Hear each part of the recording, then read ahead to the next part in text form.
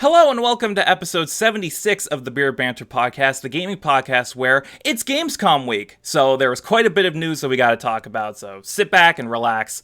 We're going to be here for a while. I'm your host, Shane the Bearded One. As you can see, my normal slew of co-hosts are absent today. Unfortunately, they all got called into work, so they couldn't be here, which is a shame. But that just means that I can bring some new people onto the show for once, which very rarely happens, but I digress. Joining me today, I have a very special guest. If you follow me on Twitter, you might have seen him a lot in my replies. We talk a lot about games, anime, other bullshit things. One of my best Twitter mutuals, a very close friend of mine that I've gotten very close with over the last few months. Please welcome Ryan, aka the NCS Master, to the show. How you doing today? I'm doing really good, man. Thanks so much for letting me be on the show. It's a real honor. Oh, don't worry, the pleasure is mine. I'm sorry you've had to put up with my incompetence up until now. Oh, Because no. this is the third time we're recording this, by the way. Because don't even worry about it. Anyway, thanks for being on the show. It's really nice to have you here. Oh, I mean, like I said, man, it's an honor. I always like to just talk with my friends about whatever we want to talk about, games and stuff. Yeah, and today we're going to be talking about games because we're on Beer Banter. Speaking of Beer Banter, if you're not familiar with our show format, we usually start with some general gaming discussion, talk about what games we've been playing lately, and then we drop a discussion question of the week on the group that we briefly discuss before we go right into the news. And like I said, it's Gamescom this week, so there's a lot of news coming from a bunch of different places, which we're going to get to, but I digress. If you're ready, Ryan, we can get right into the show.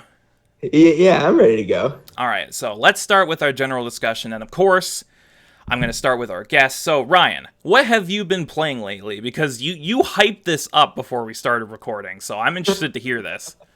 Well, I guess there's really four games that I've been playing within the past couple weeks. I've been playing a lot of Crash Team Racing Nitro Fueled. Yeah, I've heard you talk about this on Twitter. It's one of your contenders for Game of the Year right now. Kind of. I don't know if I would call it Game of the Year. Like, if I had to give the award right now, I think I would still give it to the Resident Evil 2 remake. Mm-hmm. But CTR, it's just been the game I've been having the most fun with lately. Okay. Sadly, Activision did recently shove microtransactions into that game. Which... Oh, we talked about that on the last episode, and the general consensus was, why this game? Of all games to throw microtransactions in, why Crash Team Racing? Because if Activision can get money, they'll find a way, man. They've proven themselves. They have a very shady track record. They're barely better than EA, I would say. Honestly, I think they're a little better than EA just because EA is like the epitome of evil. But yeah. The best thing about EA is the EA Sports memes that you can find. But yeah, like I was saying, I've been loving Crash Team Racing Nitro Fueled. It honestly might be my favorite racing game now. It might have beaten Mario Kart 8 Deluxe, but that's high praise then. Oh yeah, I love it. I just love it because it takes so much more skill than Mario Kart does. Like, you actually have to do a lot of good timing with the boosting. The tracks require a lot more skilled driving, and the shortcuts are nowhere near as easy to take as they are in Mario Kart. Like, I haven't played Nitro Fueled the remake, but I did play a lot of the original when I was a kid, and that game is demanding, to say the least. Oh yeah, it is, but it's really fun when you can get the hang of it. Mm-hmm. But yeah, I've been playing a lot of that. Finished up the most recent Grand Prix that they did. Oh yeah, the back in time one, right? Yeah, I just finished maxing out the last tier, the gold tier, to get all the rewards for the Grand Prix, and I've been playing that. I've also started a game that I've been meaning to play for a while, Metal Gear Rising: Revengeance. Ooh, okay. Now you're speaking my language now. Yes, the game that feels like when you're playing it, you're getting every hype anime OP directly injected into your veins. That entire soundtrack is like 20 different anime OPs just mashed into one. Oh my god, dude! It might be my favorite OP in all, not OP. God dang it, OST in all of gaming. It's so good. It's freaking amazing. I haven't played Rising in a long time, but I really need to get back to it because I love everything about that game. Yeah, I just started playing it on my Xbox One because they had it for free on Xbox Live Gold a few months Yeah, back. yeah, same. I downloaded it too because I played it originally on the PS3, and anyone who knows the PS3 knows that the PS3 isn't the best system for multiplats. Oh, really? Yeah, it's compared to the 360, its architecture is a lot more difficult to develop for, so porting games over was kind of a bitch for most developers. So Ooh, the better quality versions of multiplat titles were usually on the 360. So I was glad when they put it up for free with games with gold, because I'm gonna replay the shit out of that. sorry, my alarm on my phone just went off. Sorry if that Oh got no, picked. no worries. But yeah, I've been playing that, and I swear to God, every time I finish a boss fight in that game, I feel like I need a nap with how much adrenaline is It running through it's me. like the epitome of hype. Like every moment in that game is like the hypest possible moment you could possibly imagine. So even one single level in that game is the most draining experience. Yeah. And and I just love playing as it because I really like Raiden just as a character Oh yeah. in the game. Like you talk about a character that did a complete 180 for fans in terms of how they received him. Hmm. Like I still remember like people hated him coming out of MGS2, but after 4 and Revengeance, he's like one of the most beloved characters in all of Metal Yeah, Gear. the only reason people hated him in 2 is because he basically replaced Snake in that game. Yeah, And and it was people didn't want to admit that. yeah, and I think it kind of came out of nowhere too, because like he wasn't even in like any of the advertising for the game. No, he was definitely one of the bigger surprises of that generation. Like, hey, you think you're gonna play as Snake for this 20-hour game? Surprise, fuckers!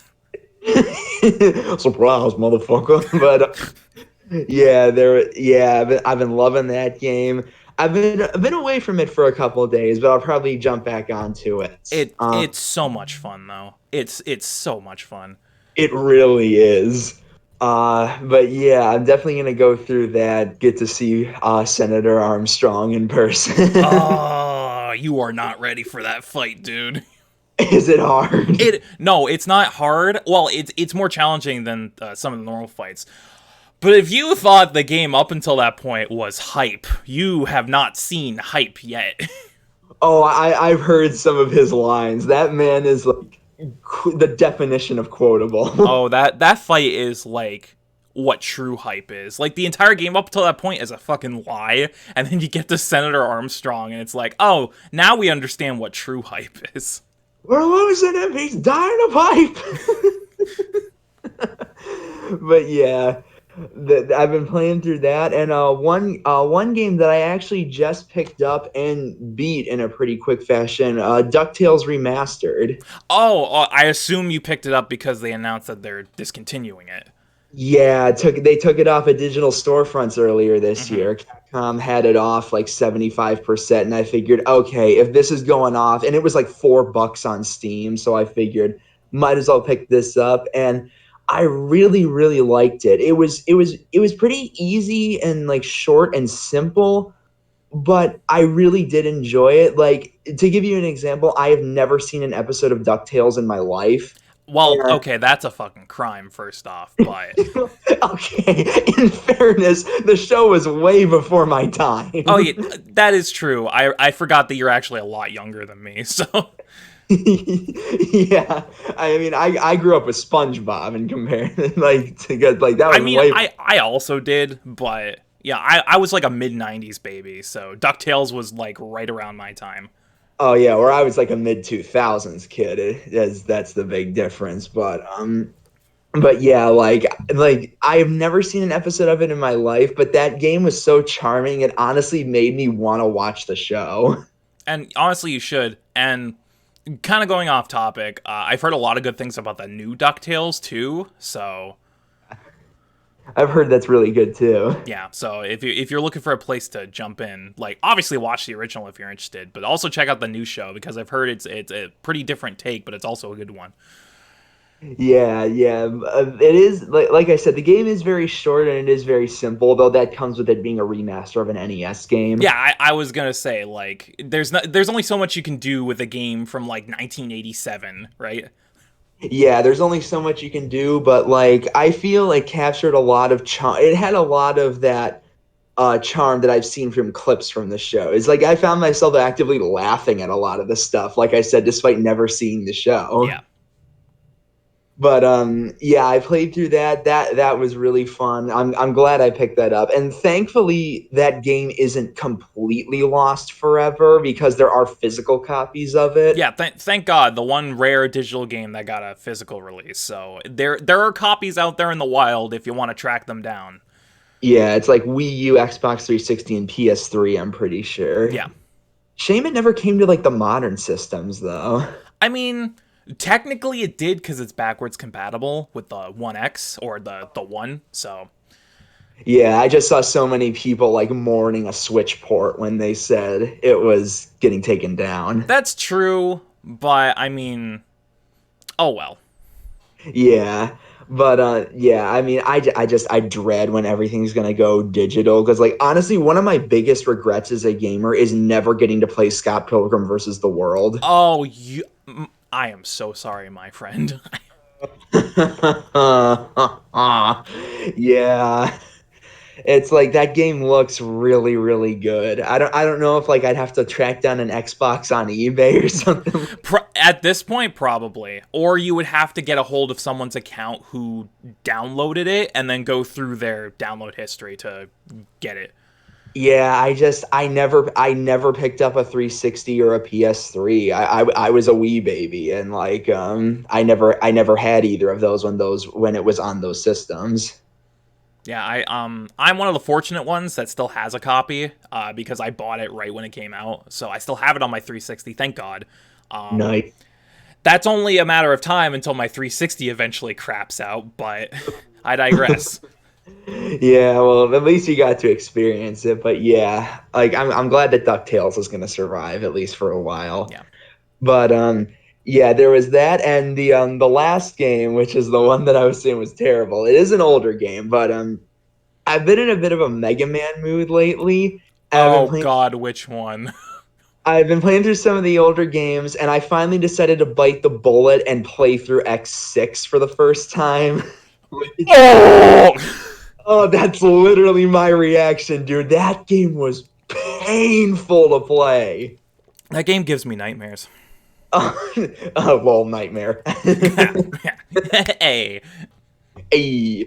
But yeah, like because like the thing is, I played it off the Legacy Collection on the Switch, Mhm.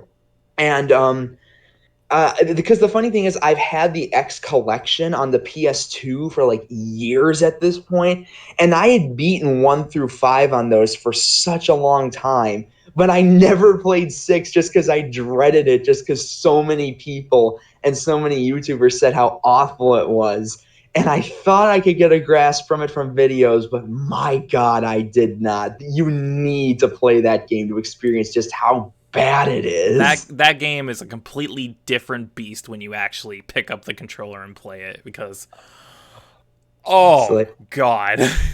the level design in that game is horrible. Honestly, I don't even think I could call it level design. I think that's being a little too generous. It doesn't even count. I think they just slapped a bunch of tiles together and they were like, "Yeah, that works. Ship it." They're just it's just like that's what well the game was made in less than a year and against Inafune's wishes at that. Yeah, because he wanted the series to end at X5, but Capcom was like, ha, no. Yeah, I mean, I do like the idea of continuing the X series because I did think if it ended at 5, I think it would have ended a bit prematurely because I do think the series still had steam in it, but it just wasn't handled properly and like the only good one that came after 5 was 8 anyway. So, And even then, I've heard some very mixed things about 8, so. oh, I've heard more positive things on 8. I've heard I, it's I've heard more positive things than 7, because of course X7 is like, but I haven't heard too many better things about X8, if I'm being perfectly honest. Ooh. Oh, I've heard generally good things about it because but yeah, I mean, I'm gonna get to 7 and 8 sooner or later. But man, I'm trying not to go too hard because I don't want to end up just this being a 45-minute rant of me going off on Oh, X6. don't worry. We already have an entire podcast about that, so don't worry about it. What game did you go off Oh, on? the fucking we did a Mega Man X topic podcast where we just talked about the whole series, and we were stuck on X6 for like at least 20 minutes. Oh my god, but dude, that game is just so many problems and like it's hilarious like how many issues there are with that game from big to small. Like the localization of that game is horrible. Again, I don't think it's fair to call it localization. That seems a little too generous. Like that game is just one step away from zeroing. Like, ah ha ha, what you say? It's pretty Oh bad. god. Like there are so many lines like cuz I was playing it with a buddy who was over yesterday who's also a big Mega Man fan and we were reading through some of the lines and like the translation it's just like how did they type these lines and not think they're so awkward like one of the ones we just busted a gut laughing at was at one point when Zero's talking to like that Isaac guy that doctor Hmm. he like Isaac's laughing at him and he and you Zero the line for him is supposed to be obviously what's so funny but he says to him what makes you laugh and it's like who talks like that? Nobody. The answer is nobody. And Yeah. it makes Oh, it even more painful when you realize someone got paid to do that. oh no, but my favorite was one my buddy pointed out. Obviously when you go to save a game, it says, "Do you want to overwrite your save data?" Hmm. And but he actually noticed when it said that overwrite was misspelled. Instead of it being right like writing, it was right like the direction. Do you want to overwrite? Do you want to over to the right? Yes. Ah, that game is an anomaly, dude. Really is. It's like, oh my God. The one redeeming quality of that game is the music. The music in that game is fantastic. Hmm. Because like I love Blaze Heatnik's Infinity Maginian, which that's a mouthful to Yeah, I say. mean, that's a. Don't ask me. My God. Yeah, I'm trying not to go 6, like I said. But dude, like it was so like I was literally yelling at my TV, and I've never had a Mega Man game do that. Like, imagine me, who I deem myself a pretty big Mega Man fan, playing Mega Man X6 for the first time and just getting your soul absolutely crushed. Like, Uh, that game, I'm not going to say it's one of the worst games I've ever played because honestly, I played worse, but for it to be it a Mega Man X game, it's the quality control is really disheartening. well, even saying that, like I mean, I love Mega Man, but the X series is pretty spotty with its quality, if Oh, we're it is. being. Here's the thing. After X4, it's either hit or miss or complete shit. Yeah, No in between. like honestly, I would maybe really only call 3 of the 8 X games objectively very, very good games. I would really only call 1, 2, and 4 I agree. object I agree. really that good. And even four, the biggest thing for 4 with me is that I absolutely hate the story of that game. Like the story in that game is dreadful. I I mean, I get it, but it's not one of those things that really bothers me because the gameplay is so good. I just let it slide. Yeah, like I mean, I have a soft spot for 5 personally. I do really enjoy 5, although doing a recent playthrough of that made me realize that game really isn't designed for Zero. No, it was purely designed for X and they just threw in 0 as a fucking a gimmick basically. But yeah, I have a soft spot for that. But it's like 3, oh man, 3 I have a lot of problems with. Like, I mean, 6, it's like, Jesus Christ. But But yeah, I've yet to play 7, which I mean I know won't be good. And maybe given my opinion on 8, I'll see how I feel about that. But I have heard better things about X8 than X7, but I've also heard yeah, very mixed things about it too. So I've heard generally positive things. Usually when people say what's the worst X game, I usually hear mostly 6, sometimes 7. I usually hear back and forth between 6 and 7 because those games. Yeah, yeah.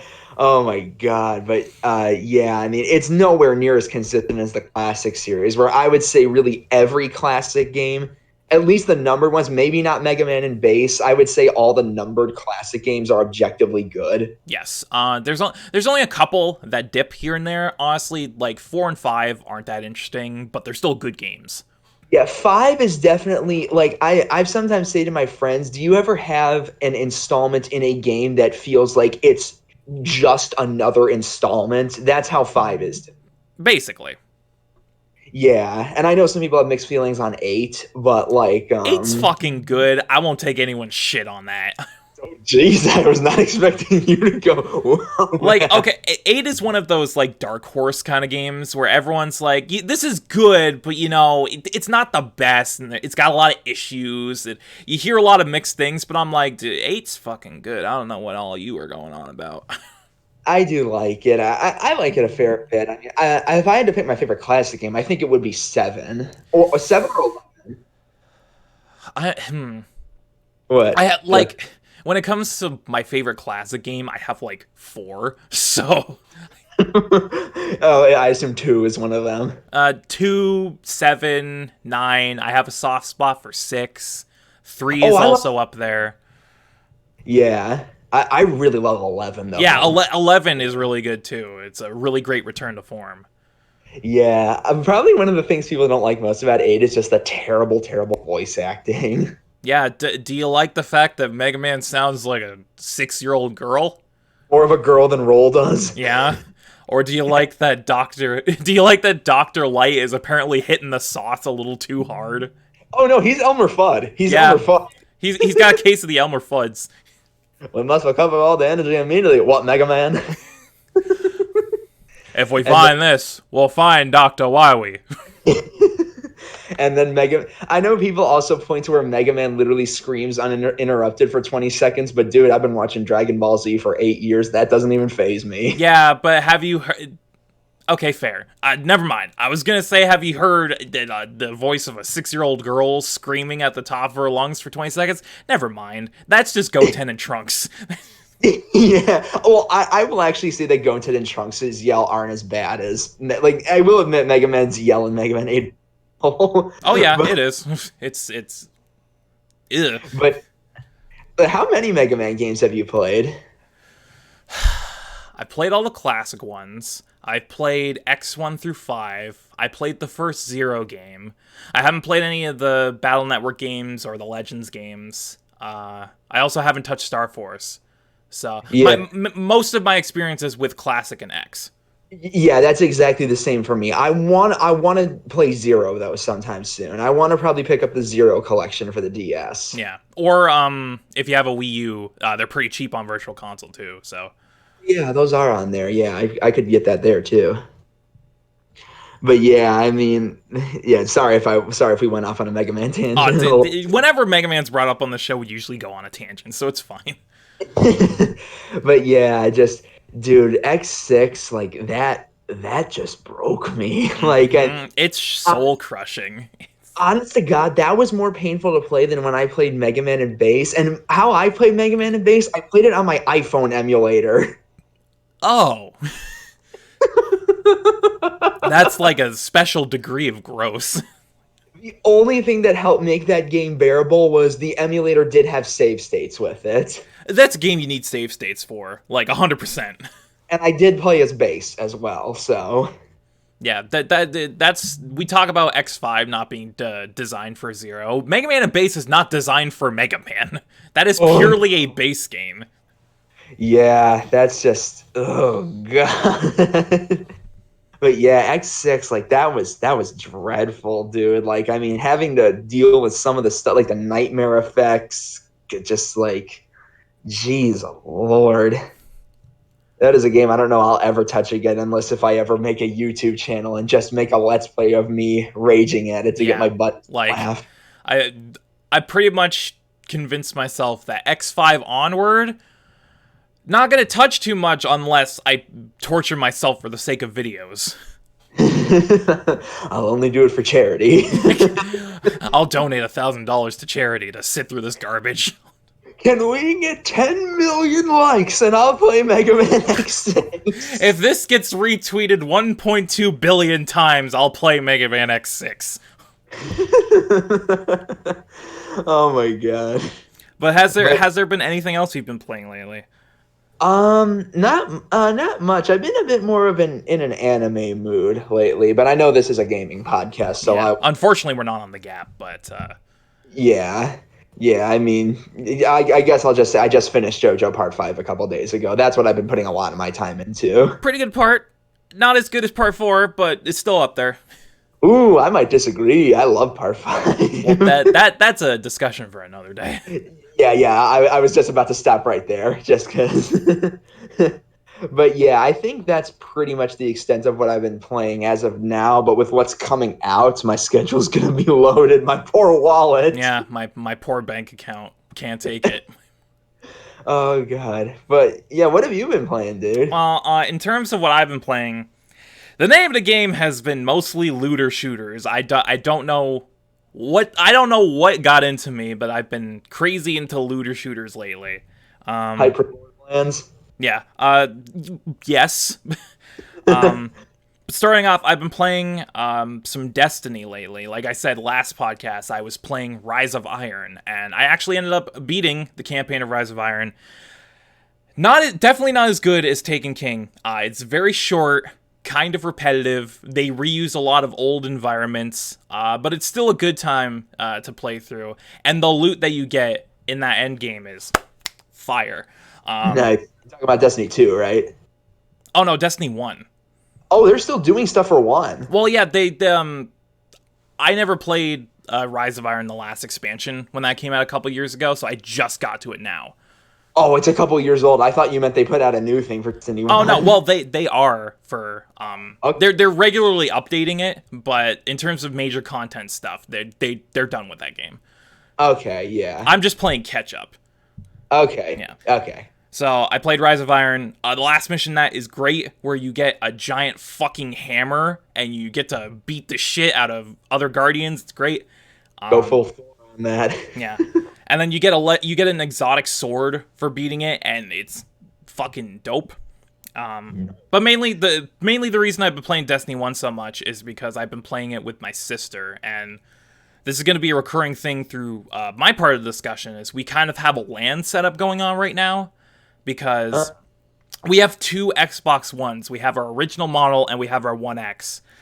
So I'm sitting at the big 4K TV playing on the One X, and I have her set up at my computer desk playing on the original model, and we're just doing a big old LAN party basically. And we've been playing games a lot like that over the last few weeks. We've been playing a lot of Destiny. We've been doing strikes together. We've been hitting the Crucible, getting legendary marks. It's a lot of fun. And like I said, Destiny is a lot funner. Well, any looter shooter is really a lot funner when you have friends to play with or other people. Really, any game is more fun with friends, honestly. I mean, it depends on the game, but for shooters in particular, it's a lot funner when you have multiple people involved. Yeah, some more fun than others. Yeah. And that leads me right into, I've also been playing Destiny 2, because we also just recently picked up the Forsaken bundle that came with Destiny 2 Forsaken, the big expansion that came out last year. Oh, okay. And Destiny 2, from a critical standpoint, is superior to the first game in every way. Yeah. It actually has a story? Who would have thought? Yeah, kind of. Not a very not a great story. It's definitely more story than the first game. More than the first game, but it's not at Halo's quality yet. Well, no, obviously not. But Destiny 2 is just superior to the first game in every way. Sure, it doesn't have a great story, but it does have more story. It has enhanced presentation. It has better quest design, better loot design. The loot drops in this game are, even in the base package, vanilla Destiny 2 is above and beyond what Destiny was when it first came out. Especially, Yeah. I noticed this, which I really love. When you beat higher level enemies, they always drop loot chests, which I think is a fantastic new addition because it incentivizes you to get involved with public events and different things of that manner more. Because if you beat those higher level enemies, you are guaranteed to get some form of loot, which the first game didn't have. Yeah, as I remember, when did Destiny 2 come out? Was it 2016 or 2017? 2017. Yeah, I remember I picked it up day one because a buddy of mine really wanted me to play it with him. And I pretty much played it die hard for about the last 3 months of the year, but I pretty much have never touched it after that, simply because I just felt like I did everything in it. And the game was kind of like frustrating me too. Like there was like I forget what it was, but there was like a limited time event, like Iron something. Oh, I think the Iron Banner, probably. Iron Banner, yeah. I kept trying to play through the Crucible to get like tokens to get the full equipment, but I could just never get like the full set, even though I would play for like several hours every single day, and that just kept frustrating me so much. Yeah, it's definitely a lot better now since Forsaken's come out because they've reworked everything. And Yeah. we talked about this on the last episode, where when it comes to looter shooters like Destiny or Anthem, you probably should wait a year after they come out for them to be good. Yeah. I Because mean, I don't even know about Anthem though. I don't know if that game will come back. Like, I mean, Destiny was able to at least stay afloat when it kind of had little content at launch, but I think Anthem's already dead. well, we'll see. No one knows what the future holds, but specifically with Destiny, you should probably wait a year after the game launches to get into it, because that's when they'll start adding a lot more content and refixing the issues and the balancing. That's when things will start being good. So when Yeah. Destiny 3 eventually comes out, you should probably wait a year to get into Destiny 3. Honestly, I don't even know if you would have to because now Bungie is free from Activision. That is With true. Again, no one knows what the future holds for Destiny, but you do have a point. They are free from the shackles of Activision, so they can just do whatever the hell they want now. Yeah, maybe yeah, that'd be really cool that to see what they can do without Activision holding them down and putting microtransactions in. Yeah, try to pay real world money to get silver to buy exotic enhancements or whatever the fuck. I don't know. To buy a taunt of you eating a neon looking appearing ramen bowl. Like literally. That was like an exclusive taunt at one point, and I'm just like, no. Yeah. But yeah, if you want to get into Destiny, like I said last time, now is the time, because both games are doing very well. They both have thriving communities, and they're both actually fun to play. And Destiny was always fun to play. The gunplay in those games was always top notch, of course. Oh, Bungie. yeah. But in terms of content now, Yeah. yeah, definitely now is the time to get into Destiny. Yeah, Aside from that, what kind of started this looter shooter kick for me was that my sister and I started a co-op playthrough of Borderlands 2. Nice. And I don't think you know this because we haven't really talked about top 10 games or anything, but Borderlands 2 is on my top 10 games of all time list. Ooh, really? Yeah, Borderlands 2 for a while was my favorite shooter because I got into it right as it came out, and I played that game religiously for like a year. Nice. Out of curiosity, what beat it as your favorite shooter? Halo 3. Oh, yeah, I do think I remember you mentioning that. Yeah. Yeah, Halo 3 is just a classic, and I have a lot of nostalgia towards that game, but I do think, fundamentally, as a shooter, Halo 3 is probably one of the best you can play. Yeah, I actually do have the Handsome collection of Borderlands for the PS4, so I could probably get on Borderlands 2. Yeah, that's what my sister and I have been playing. We've been playing on the Hanson Collection, and this is her first time playing Borderlands 2, so it's been really fun, working her through the tutorial, getting her getting her used to the combat and how things work. And she doesn't play looter shooters very much, so this is kind of her first exposure to the genre, which I honestly think is the best exposure she could get, because Borderlands 2 is still top tier. Yeah. But yeah, it's been really fun, and going back to that game is bringing a lot of nostalgia with it, because when I played Borderlands 2 for the first time, I was just finishing high school, so there's a lot of good memories in that game. Yeah, that's always fun whenever you have like a game that like comes in at a big point in your life and leaves an impact. Yeah. But then going off of that, we've also been playing the pre-sequel, which both of us have little to no experience with, because when the pre-sequel was announced, I was hype, like anyone, because I was a huge fan of 2. I was like, oh man, new Borderlands, I can't wait. I pre-ordered it, I played it day one, played it for about maybe 5-10 hours tops, and then never touched it again. And I don't really know what happened there. I don't know if the game itself wasn't interesting me enough, or I just got distracted by other things that were coming out, but I never really spent a whole lot of time in the pre-sequel. But now that I have someone to play with, I've been playing a lot more of it. And yes, it's not as good as Borderlands 2, but it still stands on its own as a very good game, especially the new elements that they thrown into it. Because obviously, this installment is in space. You're on Pandora's moon, which means anti-gravity is a factor. Maintaining your oxygen supply is a factor with your Oz kit. And they put a lot of cool, interesting, and fun mechanics into that, because at its very core, the pre-sequel has this risk versus reward type system with the Oz kits, where you need oxygen to breathe on the moon, but it's never an issue to get oxygen because there's depositories all over the place. So it leaves it up to, do you want to risk losing your oxygen and then dying, or do you want to play it safe and just hit all the points? So you could just run straight through, not worrying about oxygen until it's too late, or hit every depository on your way and play it safe.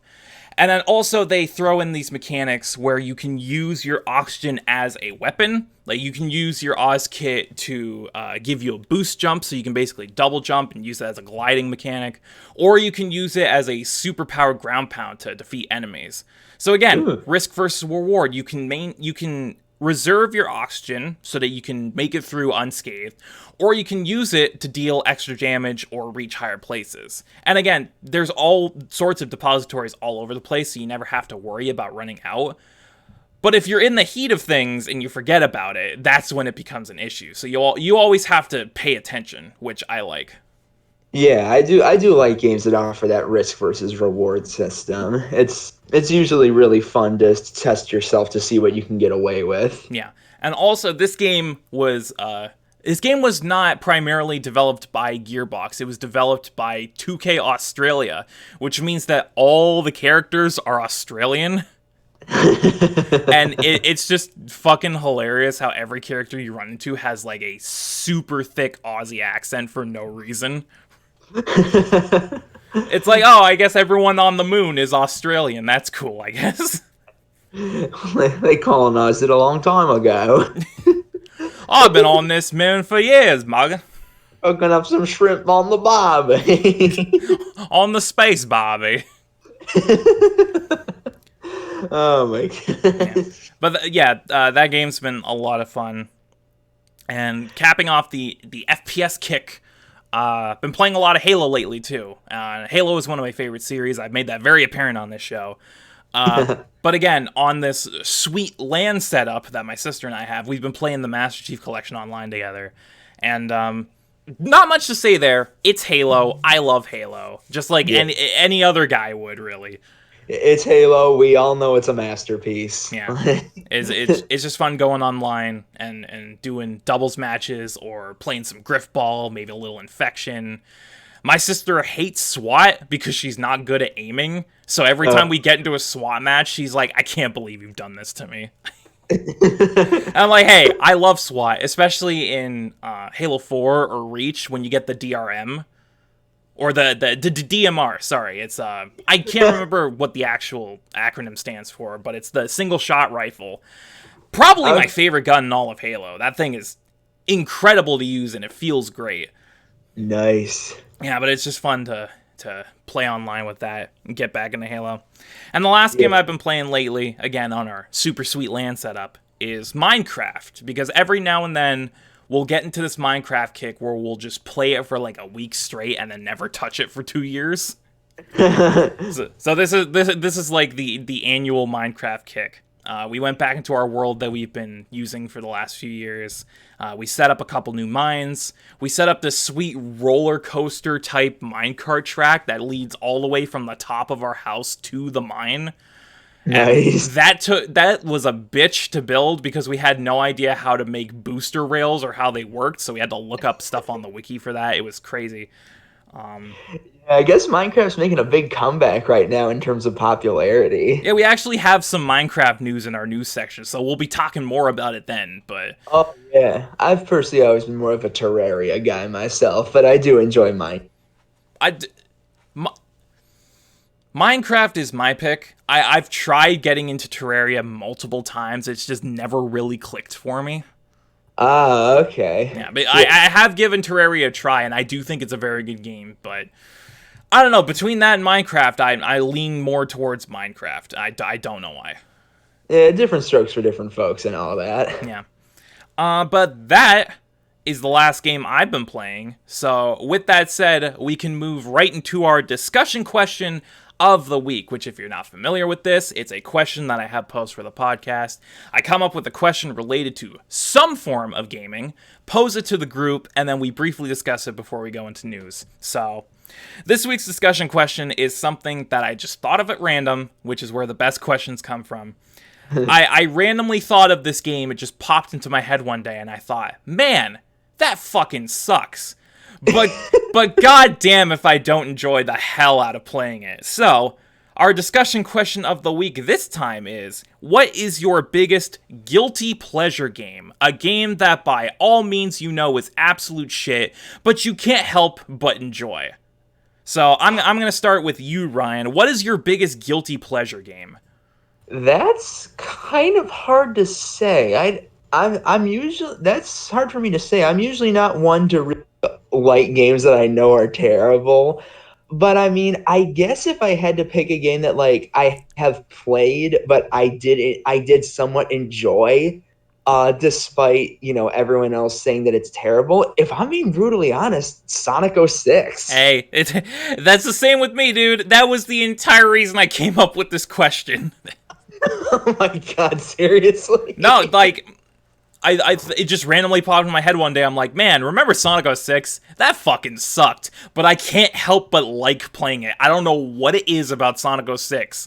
I know everything about it is pretty god-awful, from the presentation to the story, the voice acting, the horrendous amount of glitches. But goddamn, I just like playing it. I guess I'm insane. Yeah, like I don't own the game. I've only played it at a buddy's house a few times for good sessions. But when I've played it, I'm like, this isn't amazing, but like I don't want to tear my hair out or anything like that. But I guess if I could think of another one, and ironically it's another Sonic game. I don't know if this would be a guilty pleasure because I don't know if people hate it or think it's terrible. I mean, I love Heroes to death. Heroes is very mixed, so... yeah, because it seems like more people are beginning to. I see on the internet more people love it now than hate it. It seems like it. I think it's made the 180 cycle where people.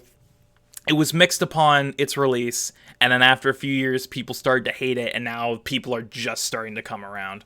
Yeah, I don't know if it's because like the people who played it when they were younger up and can now voice their opinions online. If that's it, or. I don't know. Yeah, but yeah, Sonic 06 was the whole reason I came up with this question, because I was just thinking about it one day. Man, Sonic 06, I played that game more than any human should, and like, I know it's bad. Trust me, you don't have to tell me. I know it's bad. The story is abysmal. It's way too complicated for its own good. The characters are all over the place. This game has Princess Elise, who might be one of the worst characters I've ever seen in any video game ever. She is literally just there as a means to an end. She's a walking plot device. Oh yeah. Like, Oh, the graphics aren't great. Sure, some of the character models look good, but everything else is just really generic and bland. Sonic should not be in a realistic setting, regardless of what the situation is. Just make it cartoony. Don't make it realistic. The gameplay is fine. It doesn't control the best. And yeah, there's a lot of glitches. But I think my secret fondness for this game comes from the fact that over how many times I played this game, which is too many times to count, I'm insane, I've never really ran into the big issues that everyone talks about. Like, I've never run into any game-breaking bugs, or glitches, or crashes, or anything of that sort. So, I think maybe that's why I think of this game more fondly than other people, because I haven't gotten into the horror stories that I've heard. yeah, it hasn't punched you in the gut No. like it has everybody else. But I obviously I admit this game isn't good. Like, if you think I'm insane, fine, I am. But I will openly admit this game is not good. But Yeah. for some reason, I just can't help but enjoy playing it. Like, even Silver, who's slow as shit and non-intuitive and a complete 180 for Sonic gameplay styles, I still enjoy playing as Silver. I don't know what it is. His psychic powers are fun. Yeah, I don't know what it is about this game, but I hate it, but I like playing it. Was that your answer for Guilty Pleasure 206? Yeah. Actually, I can think of one that I don't know if you'll agree with me on. It's ironically another Sonic game. I like Secret Rings. I like Secret Rings too. Like, Yeah. Yeah, like, I mean, and I totally get why people don't like that game. Like, the controls, having to motion control Sonic constantly running could feel very off. But I don't know. I just kind of enjoyed it. Like, I enjoyed Secret Rings, especially once you get some of the better upgrades. Like, you add some of those special rings onto your character that increase your speed and give you better movement and control. Like, that's when the game really starts to get going. Yeah. Yeah. But Sonic 06 is easily my biggest guilty pleasure, and I don't think any game that will ever come out will ever top that in terms of guilty pleasure for me. Unless you play something like Superman 64 and like end up enjoying that. Ryan, I'm insulted that you would say that to me. What? What? That wasn't meant to be an insult. Have you played Superman 64? No, and I don't plan on it. I don't know. I mean, just for curiosity's sake, maybe. Maybe that's a video on the channel waiting to happen. Yeah, just plop yourself down in front of 64 and just record yourself playing it. Just see how you react. Yeah. But with that said, that wraps up our discussion question of the week, and that wraps up our general discussion segment. So, if you're ready, it's time for us to go right into the news. Yeah, I'm ready to go. All right, so like I said, Gamescom week, a big week in gaming. It's basically a second E3 where a bunch of developers and publishers all reside within Germany and talk about games, show off new games, announce new games. So it's a big week for gaming, and we got a lot to talk about, but we have two very distinct sections in our news this week. We have not Gamescom and Gamescom. So let's get right into the news, starting off with some release date announcements. Ryan, are you familiar with Yooka-Laylee? Yeah, I've heard. I definitely know that game. Well, a little while ago, Playtonic announced a sequel/spin-off to Yooka-Laylee called The Impossible Lair, and now we have a release date. So let's read. As you can see, this article from EGM. Let's read. Playtonic's second Yooka-Laylee game, titled Yooka-Laylee and the Impossible Lair, will be released this October, according to a new teaser video put out by the developer. As you can see, this tweet from the official Playtonic page, good things are coming in October. The Impossible Lair was announced back in June and sees Yuka and Laylee heading out on a new mission to rescue Queen Phoebe's Royal Battalion from Capital B by taking on the Impossible Lair. As previously announced, the upcoming entry will include a new feature called Alternate Level States, which lets players completely transform the game's levels by discovering secrets and solving puzzles in the 3D overworld. Yooka-Laylee and the Impossible Lair is in development for Xbox One, PS4, Switch, and PC. So this is an interesting game because it's kind of a pseudo-sequel to the original, but it's a completely different game in terms of gameplay styles. Whereas the original was a collectathon 3D platformer, this one is like a 2D platformer, but it has 3D overhead top-down hub worlds where you can search for secrets and stuff.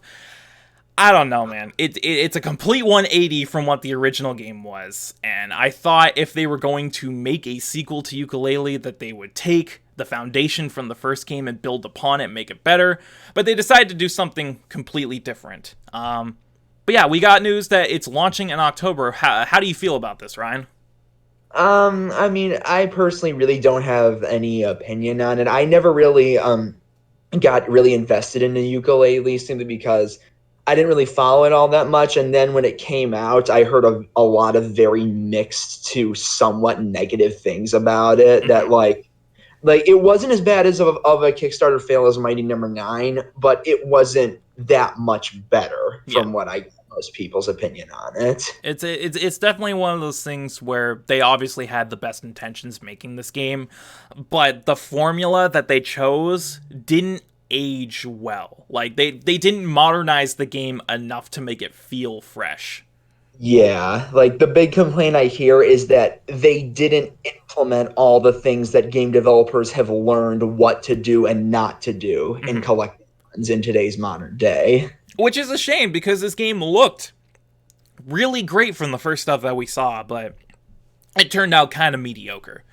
Well, hopefully this new one will be better. Yeah. I don't know. I don't think I'll pick it up, but maybe if it gets really good reviews, I'll consider it. Yeah, and seeing as how they're going a completely different direction with this one, maybe they can salvage this series. But it's coming in October, so all you Yooka-Laylee fans out there can look forward to that. Speaking of 3D collectathon platformers, are you familiar with A Hat in Time? I'm definitely familiar with that one. I hear a lot of great that game. Yeah, well, A Hat in Time came out in 2017. It was, again, another Kickstarter game. This one seemed to get the modern approach to a 3D collectathon platformer right, because it got huge critical praise. It sold like hotcakes. Everyone loved this game. And we got word not too long ago that it was coming to Switch, but now we have a definitive release date. So let's read. This article from Eurogamer reads, around this time last year, indie developer Gears for Breakfast announced its delightful platformer A Hat in Time would be coming to the Nintendo Switch, and now we finally have a release date. On October 18th, the game will be playable on the Nintendo eShop with the Seal the Deal DLC sold separately, or available to purchase as a physical copy with the DLC included. A Hat in Time is an action-adventure platformer that puts the player in the shoes, or hats, of Hat Kid, a young girl trying to return to her homeworld. It started life as a Kickstarter campaign which doubled its fundraising goal in just 2 days. If you simply can't wait to play it on Switch, it's already available for PC, PS4, and Xbox One. So yeah, I have played A Hat in Time. It actually was on my top 10 games for 2017 list. This game's really good. If you're looking for a kind of Mario 64 Banjo-Kazooie-esque game in the modern era, this is where you need to go.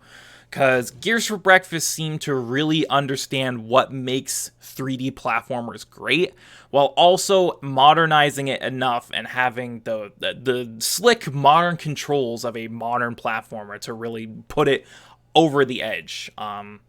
This game's great. It has all the charm you would expect from the 90s era platformers. It's got all the collectibles. It's got great levels, superb controls, great gameplay mechanics, really charming, unique powers.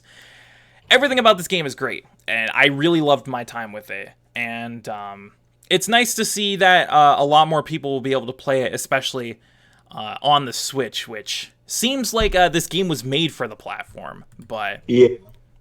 yeah, it's coming out in October 18th. How do you feel about this, Ryan? That's pretty good news. Like you said, I think the Switch is the perfect system for a game like this. I have yet to play it, although it has always kind of floated around in my mind. I probably will end up picking it up sooner or later, probably on the Switch eventually. But yeah, it does look like a very, very good game, a very fun game. I don't know too much about it other than the one chapter that everyone says is like the most terrifying thing they ever played in video games, like Queen Vanessa's Manor or something like that. Yeah, I know exactly what you're talking about. I don't remember the name of it, but the entire chapter is you're trapped in this spooky forest working for the boogeyman, and you have to fulfill soul contracts to like reap souls from people, and it's really weird. Oh, it's Cuphead. Basically. Yeah, but I probably will end up picking up that game sooner or later. It does look really good, and it's good that it's coming to Switch. Yeah, well, if you're into that 3D collectathon platformer type game, Hat and Switch is already out on every other system, but if you have a Switch, October 18th, so look forward to that. Moving on, some more release date stuff. We didn't get a release date for this, but we now have a release window. We got news a while ago that Persona 5 was getting a revamped new edition called Persona 5 Royal. It was announced it was coming out Halloween this year in Japan, but we never got word on when it was coming to the West. Now we have a clear indication of when we can expect Persona 5 Royal to drop on Western shores. This article from EGM reads, Atlus has confirmed that Persona 5 Royal, the upcoming upgraded version of Persona 5, will be coming to the West in spring 2020. As well as announcing the release window, the developer shared a new trailer that features Kasumi Yoshizawa, one of the new characters being introduced in Royal, and the newest member of the Phantom Thieves. Royal was unveiled earlier this year and includes a new confidant called Takudo Maruki, a new area to explore, a darts minigame, additional date slots, PS4 Pro support, and a third school semester. Persona 5 Royal launches October 31st for PS4 in Japan, with a Western release to follow in spring of 2020.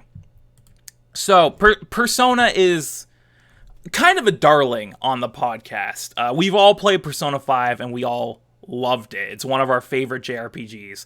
Quite possibly our favorite JRPG, because we can't shut up about it every time it's brought up. I praise. Yeah. We got news a while ago that Royal was coming out. Every Persona game does this.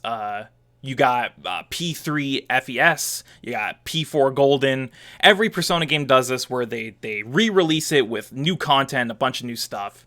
We never got a release date. We knew it was coming out on Halloween in Japan, but they just said 2020 in the West. Now we can know to expect it in the spring. Probably sometime around April, May, I'm expecting, because that was when the original version of P5 came out.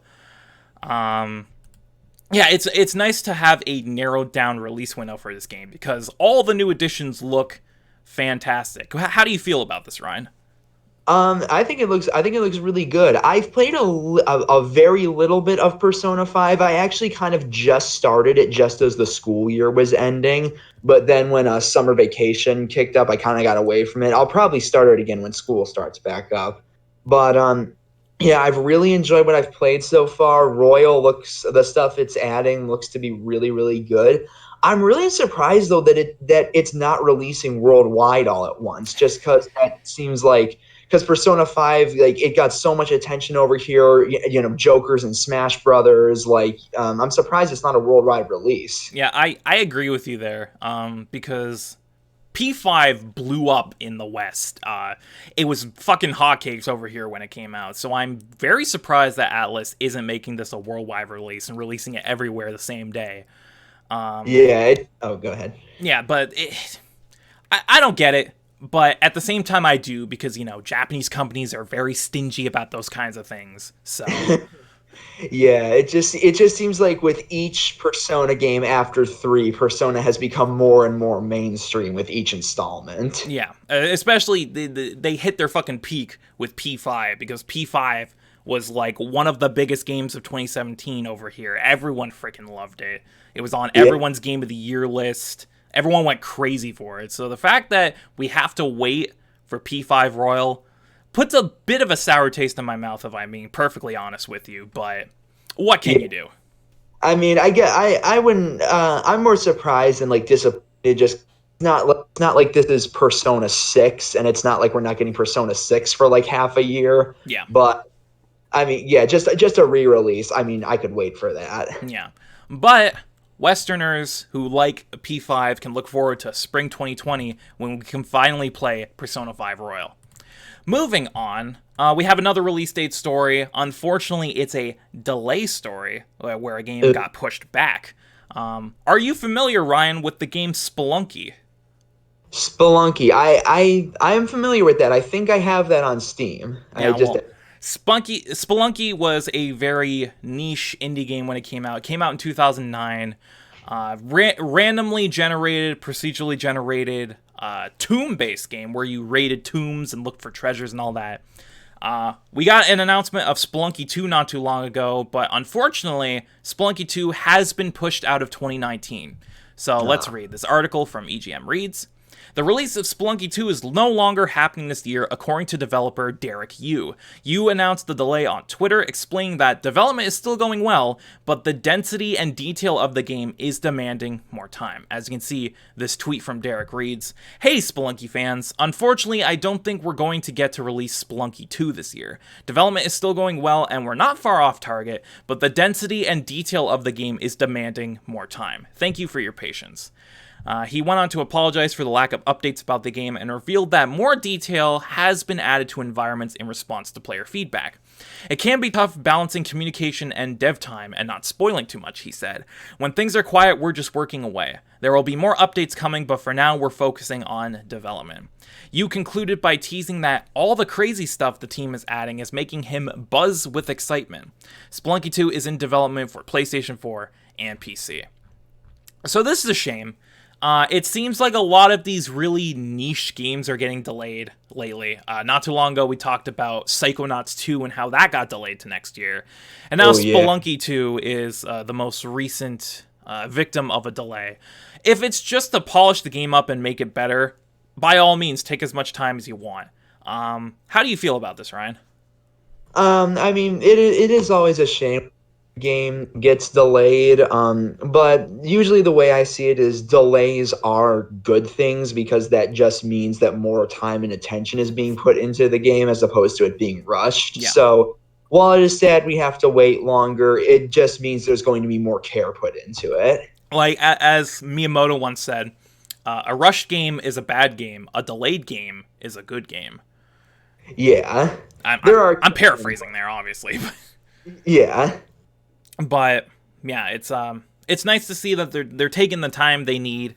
And like I've always said, if a delay comes because they want to make the game as best as it can possibly be, by all means, take as much time as you need. I'm sure no one's clamoring to have this game released tomorrow. So I want it now. I want it now, Mom.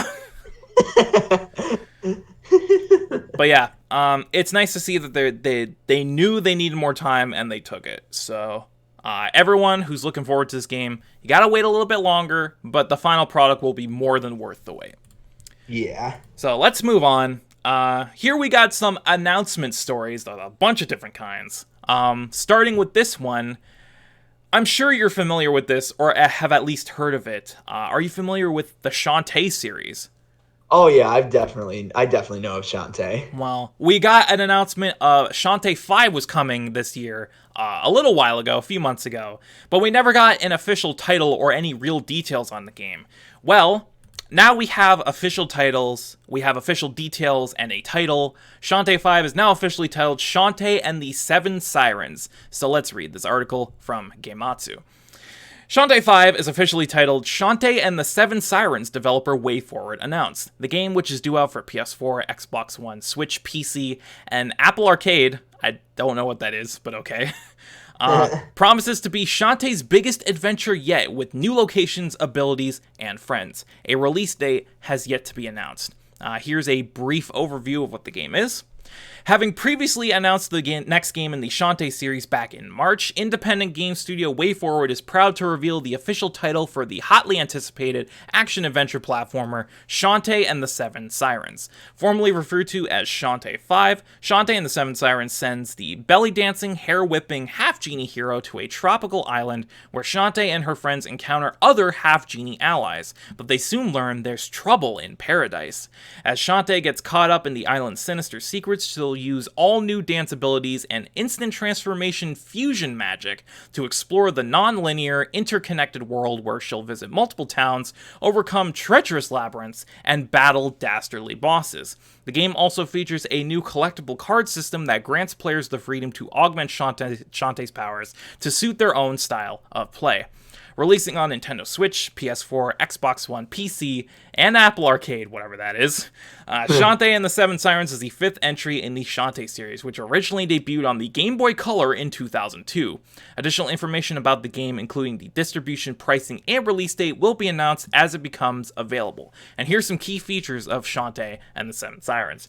Explore an interconnected world using new fusion magic creature transformations, including a newt and other aquatic forms, 4K resolution hand-painted visuals on 4K devices, all new characters and returning favorites like Roddy Tops, Sky Bolo, and the nefarious Risky Boots. Collect and power up with monster cards, enjoy minigames, acquire magic and items, and uncover secrets, and gorgeously animated 2D... gorgeously animated TV-style cutscenes, which we've seen. They released the introduction for the game, which was animated by Studio Trigger of Kill la Kill fame. So, Yeah. if they're commissioning Studio Trigger to do all the cutscenes for this game, I was already sold, but now I'm extra sold. Yeah, that opening cutscene just screamed Kill la Kill. Yeah. So yeah, we have an official title. We have more details. It's nice to see more info released about this game. Do you have any experience with the Shantae series, Ryan? None yet. I definitely heard of Shantae, and I've definitely been aware of like all games and stuff like that. I've never had too much of a drive to go and play them. I imagine they're good games, but I guess if there's any of them, I've heard Pirate's Curse is the best, so I'd probably play that one. Yeah, I have played Pirate's Curse, Half Genie Hero, and a little bit of Risky's Revenge. I really like these games. Pirate Curse is easily the best one, but I really did enjoy Half Genie Hero, especially with all of the extra content they released in the Ultimate Edition of that game. If you like action-adventure games, if you like platformers, if you like Metroidvania-style games, you're going to like Shantae. That's all I can really say. Yeah, I imagine I would like it. Yeah, and like I said, it's nice to see new details about Shantae 5.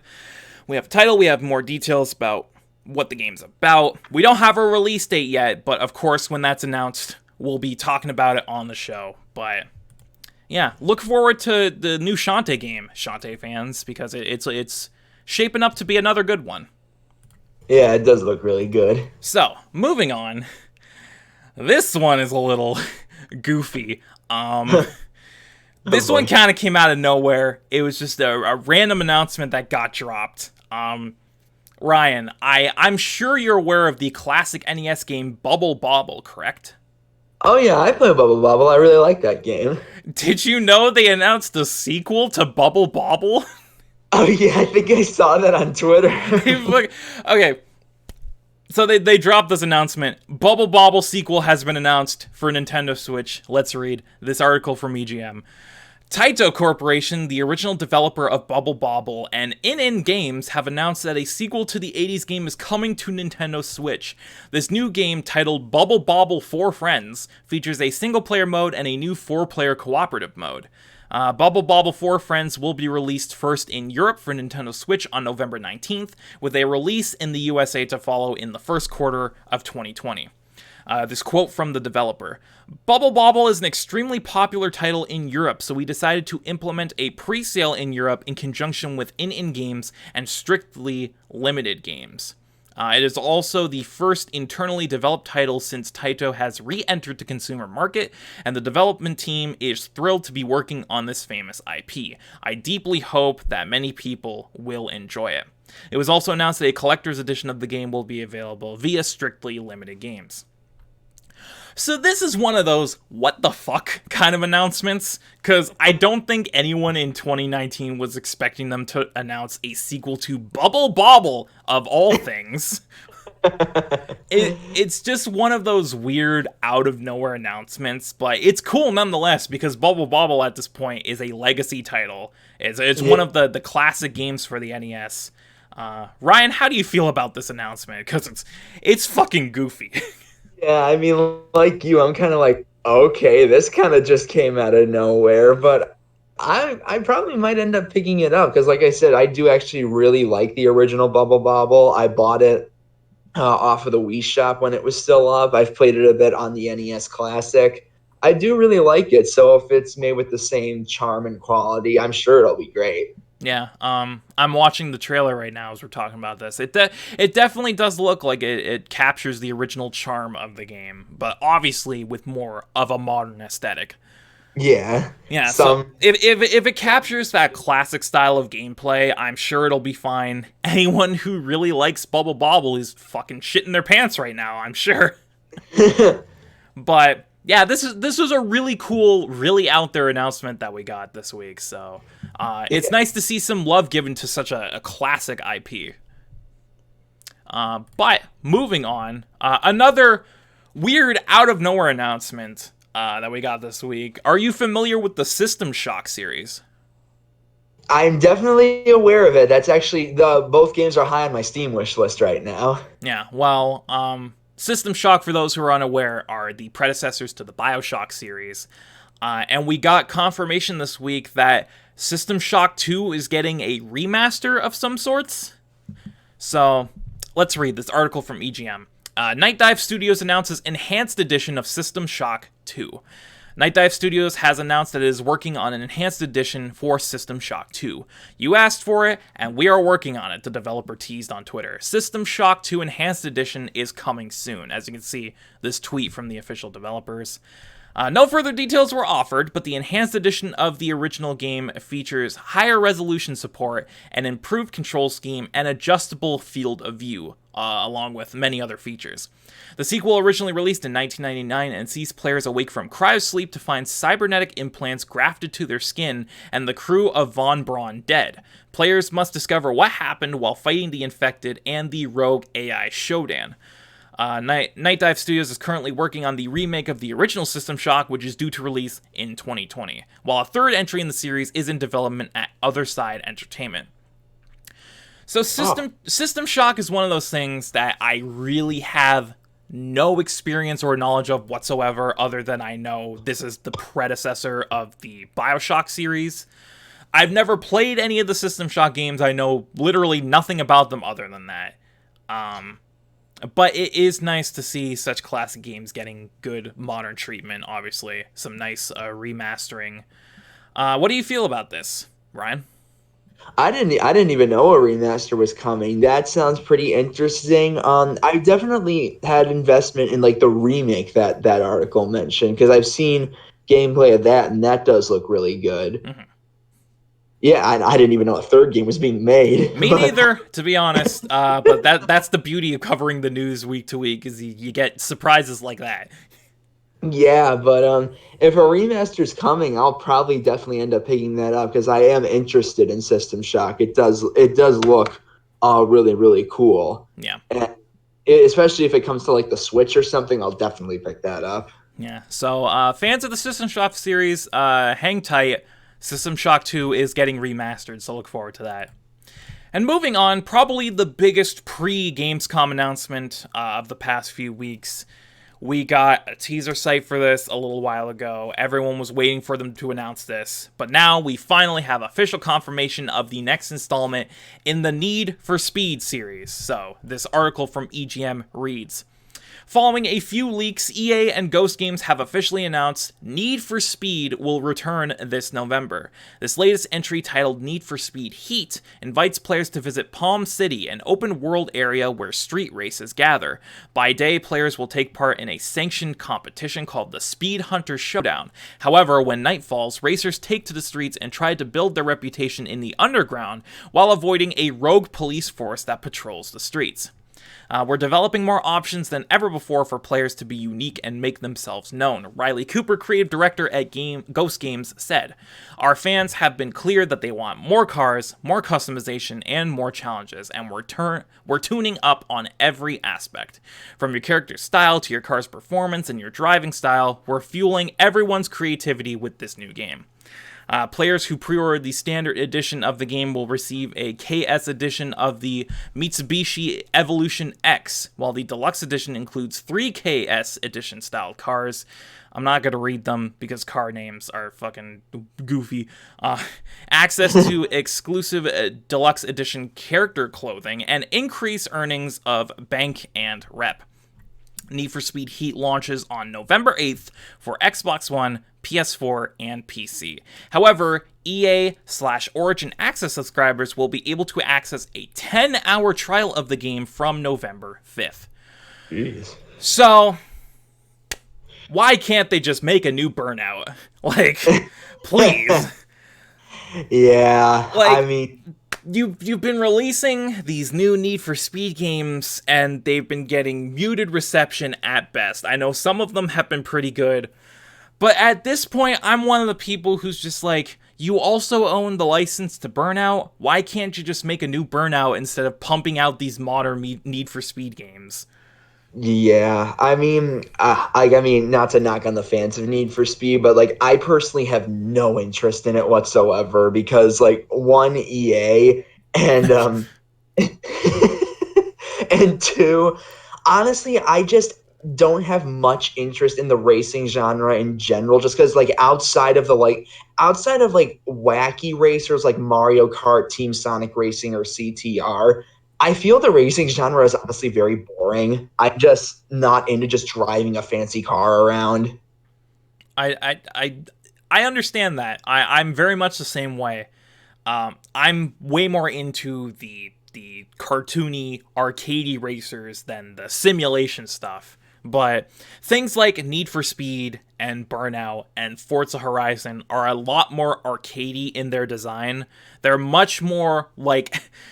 It feels weird to say it, but they're much more like kart racers than simulation racers. Oh, really? Yeah. Especially Forza Horizon. I played Forza Horizon 4 last year, and I really enjoyed that game. I never even got a karty vibe from them. It's definitely a lot more arcadey in its design and how the cars handle. So, I know karty. No, go ahead. Oh, sorry. I just was going to say, I know Burnout is very, like, karty and goofy. Yeah. They showed more gameplay of this new Need for Speed at Gamescom during the opening night live presentation that Geoff Keighley held. And this installment, just based on the gameplay I've seen, it looks like a mix between Hot Pursuit and Forza Horizon. Because it definitely has that more arcadey style feel to it, but it also has the wanted system and the police that chase you, and that feels very Hot Pursuit to me. Okay. Yeah. It looks interesting. It looks fucking pretty as shit. I really love the neon-soaked color palette. Give me any game, it doesn't really matter, that has a neon color palette. Just give it to me. I'll eat that shit up. Color design, am I right? But... yeah, we got confirmation this was officially announced. The next installment in the Need for Speed series is coming. They showed off more during the opening night live, which we'll talk about when we get to that. It looks pretty good, but again, I can't help but feel like I'd rather have a new Burnout. Yeah, I mean, everybody feels that way. This is similar to a series I want, so why can't we just have that instead? Yeah. But... for those of you who are a fan of the more modern Need for Speed games, look forward to November because Heat looks pretty good. So, moving on, that's the last of our big announcement stories. We're going to get into some more general stuff now. Okay. We were talking about Minecraft a little earlier. I've been playing a lot of it lately, and this is something that I've actually been wondering in the last little while. Back at E3 2017, they announced a super duper graphics pack that would add 4K textures and lighting to Minecraft. That never came out, and I was wondering, man, what's the deal? Whatever happened to that? Is it still coming out? Is it not? I have no idea. We now have official confirmation from Mojang that the Super Duper Pack has in fact been cancelled. So let's read this article from EGM. Mojang has ended development of its Super Duper Graphics Pack for Minecraft. The graphical upgrade was originally unveiled at E3 2017, but the developer has taken the decision to cancel the pack's release due to it being too technically demanding. This quote from Mojang says, "We realize this is disappointing for some of you. There was a lot of enthusiasm for Super Duper from inside and outside the studio, but unfortunately we aren't happy with how the pack performed across devices. For this reason, we're stopping development on the pack and looking into other ways for you to experience Minecraft with a new look." The Super Duper Graphics Pack was due to be released on Xbox One and Windows 10 and featured improved lighting, water effects, shadows, and more. Minecraft is available on a wide range of platforms, and we're constantly trying to make the most of the technical architecture for each one. We'll be able to share more on that subject very soon. Thank you for your patience, and sorry for not following through on our plans. So this, to me, is kind of a big disappointment, because I was one of the people who saw the Super Duper thing at E3 a couple years ago and thought, man, that looks pretty good. I'm very interested to see how that would work and how it would change the game. Unfortunately, apparently, it seems like development was very troubled. It wasn't performing the way they wanted it to across several devices. So, unfortunately, they canned it. Big disappointment, because I was really looking forward to that, but we did get news, which we're not covering in this section, that apparently they are looking to implement ray tracing into the PC version at least. So they are holding true to their word of figuring out different ways to enhance the look of Minecraft. How do you feel about this, Ryan? I mean, I imagine it is pretty sad for like diehard Minecraft fans that ended up getting canceled, because I do admit it did look pretty nice, even though Minecraft, the point of it has never really been the graphics. And it is sad, although I do kind of chuckle at the statement Minecraft was too technically straining. I read that and I'm like, you guys know it's blocks, right? Yeah, like, I mean, yeah, but I mean, I'm not going to lose sleep over it, but I do feel for the people who were looking forward to it. I mean, if you do play on PC, there are tons of 4K texture mods out there that you can put into your game to make it look like this. So it's not a huge loss, but it is a huge loss on consoles, because I really wanted to play this on my One X looking like this. But oh well. Again, like you said, it's not something I'll lose sleep over. It is pretty disappointing as a Minecraft fan, though. Yeah. Which is unfortunate, but hey, what can you do? We have to move on with it. So moving on to our next story. This is something that I think you'll be interested to hear. There's been some weird things going on with Nintendo lately, and we've gotten this rumor tons of times before, but we might have concrete evidence that it will be happening in the near future, because an SNES-style controller for the Nintendo Switch has appeared in the FCC's file listing, which may indicate that Super Nintendo games are finally coming to Switch Online. Yes. So let's read this article from Polygon States. Nintendo may be making a Super NES-style wireless controller for Nintendo Switch, based on images from a recent filing with the U.S. Federal Communications Commission.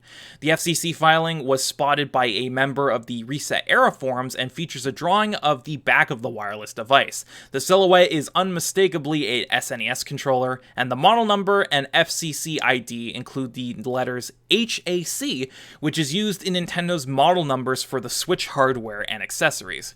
Nintendo's filing may provide further evidence for the long-rumored addition of Super NES games for Nintendo Switch Online, which currently offers subscribers a growing list of classic SNES games. In January, a member of the modding community uncovered evidence of SNES games to Nintendo Switch Online, including games such as Super Mario Kart, Pilot Wings, A Link to the Past, and Super Mario World. The addition of SNES games for Nintendo Switch Online would be a welcome feature, as evidenced by this month's deep-cut additions to the service, Kung Fu Heroes and Vice Project Doom. Nintendo currently sells wireless controllers for the Switch based on the design of the original NES controllers. Those controllers are available exclusively to Nintendo Switch Online members. So yeah, this is very interesting because we all know that when Nintendo files a patent for a new controller, that some games are going to come with it. In this case, an SNES controller just screams SNES games. I don't know, man. I hope, just because, dude, I love the Switch. I hate Switch Online. It is a joke, honestly, like what they're offering you.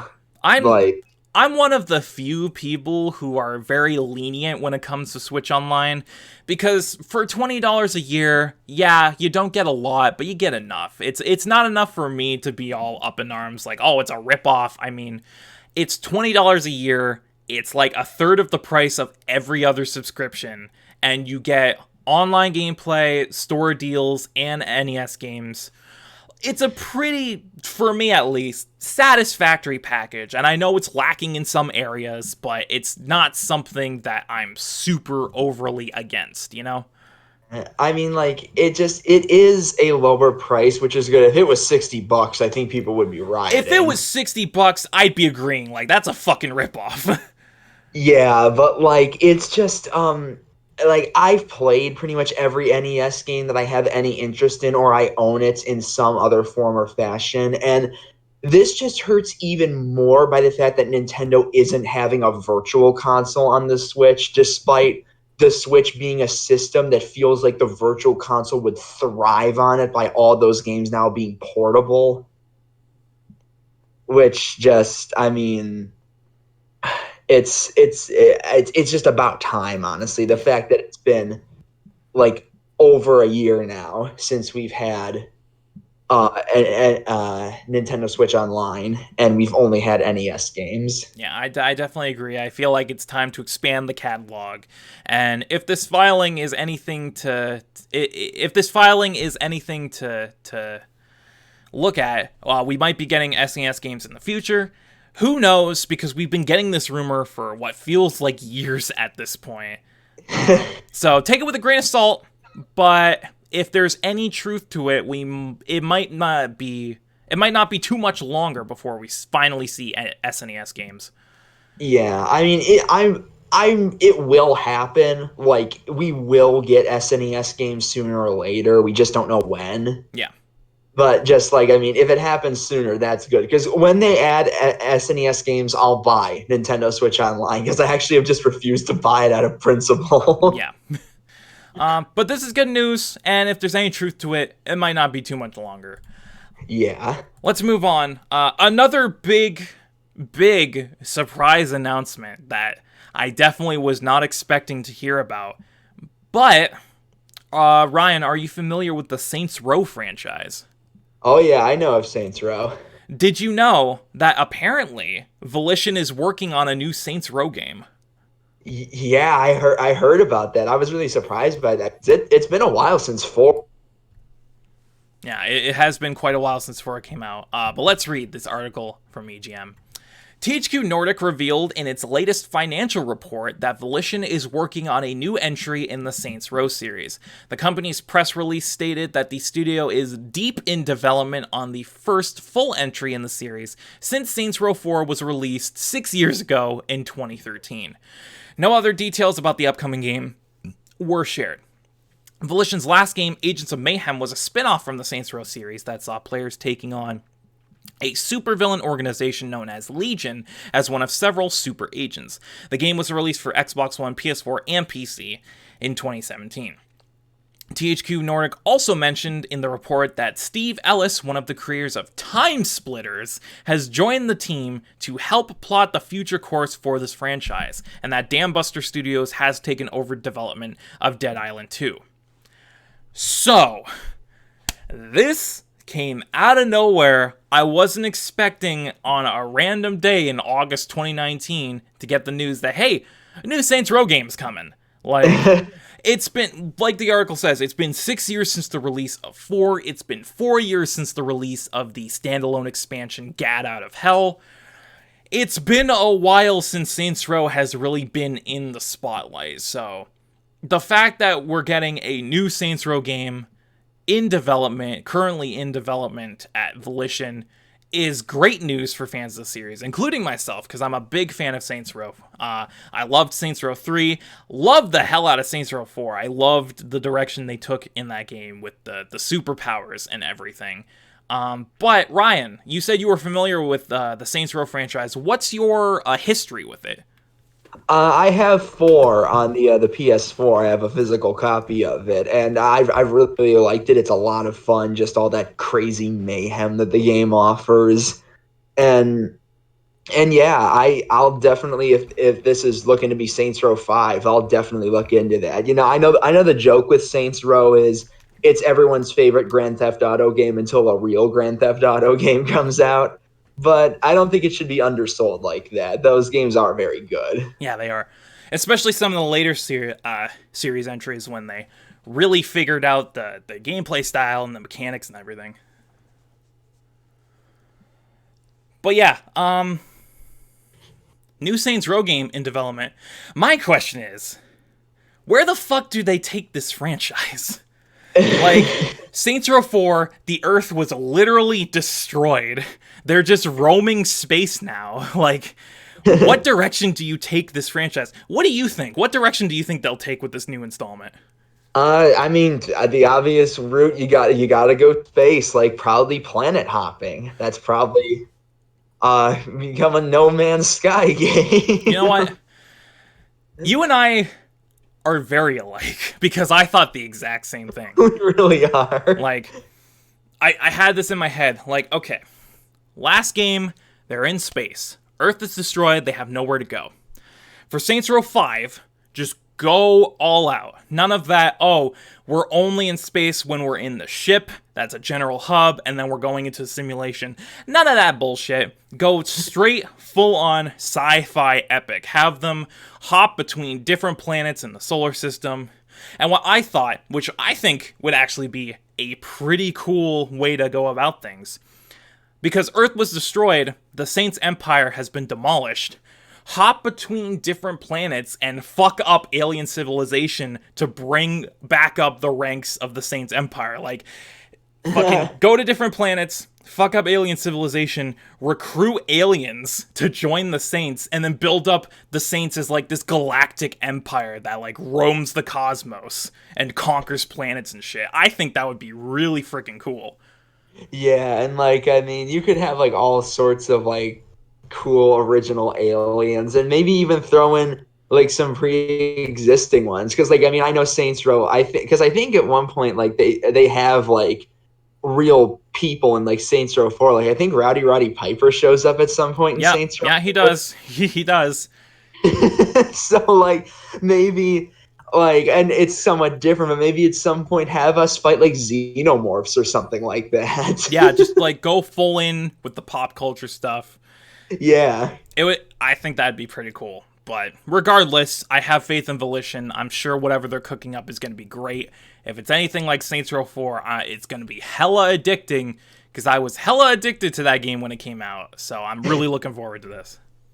Yeah, that'll be really good. Speaking of THQ Nordic, moving on to our next story, we got some more THQ Nordic news. Are you familiar with Darksiders? I definitely have heard of Darksiders. Isn't it kind of like God of... It's a action hack and slash type game. But we got word this week that THQ Nordic has acquired the Darksiders developer Gunfire Games. So let's read this article from EGM. THQ Nordic has acquired Gunfire Games, the studio behind the Darksiders series. According to a press release, Gunfire will remain an independent studio, and all active founders will remain in their current roles. The developer is currently working on third-person survival action shooter Remnant from the Ashes, which is due to release on August 20th, so that's already been released at this point. With the acquisition of Gunfire Games, we are strengthening THQ Nordic's footprint in the US and are adding an experienced and talented development team that we know very well for having contributed on Darksiders. Lars Wingefors, Group CEO THQ Nordic AB, said, Gunfire will contribute with premier development expertise to the group with realizable synergies from day one. It is with great anticipation for future projects we now welcome the team to the THQ Nordic family. Having worked together on the development of Darksiders, we are confident that being a part of THQ Nordic is a great next step for Gunfire, David Adams, the CEO of Gunfire Games, added. I believe that the experience and publishing capabilities of THQ Nordic will be important in supporting our growth journey and enabling us to continue doing what we love, making great games. We are excited to continue working together going forward. So this is nice news. Usually when you hear developer buyout stories, it's usually like, oh, they're gonna get sucked into the conglomerate that is EA, and then they'll be shut down in a year when they don't make $1 trillion on their game or whatever. But THQ Nordic is definitely one of the better studios when it comes to that. And honestly, THQ Nordic as a whole is kind of like a miracle story in the working, because THQ went under quite a few years ago, and to see them come up in this new form of THQ Nordic, rising from the ashes. They're putting out great games. They're scooping up good developers. It just seems like a good story all around. What do you think, Ryan? I mean, yeah, like you said, this is definitely a case where a developer buyout is much more of a positive thing as opposed to a negative thing. Kind of makes me think of how Sony just bought up Insomniac. Yeah, we'll definitely get to that when we get to that. Oh, sorry if I spoiled something. No worry, everyone knows at this point. I mean, Geoff Keighley spoiled it during opening night live, so.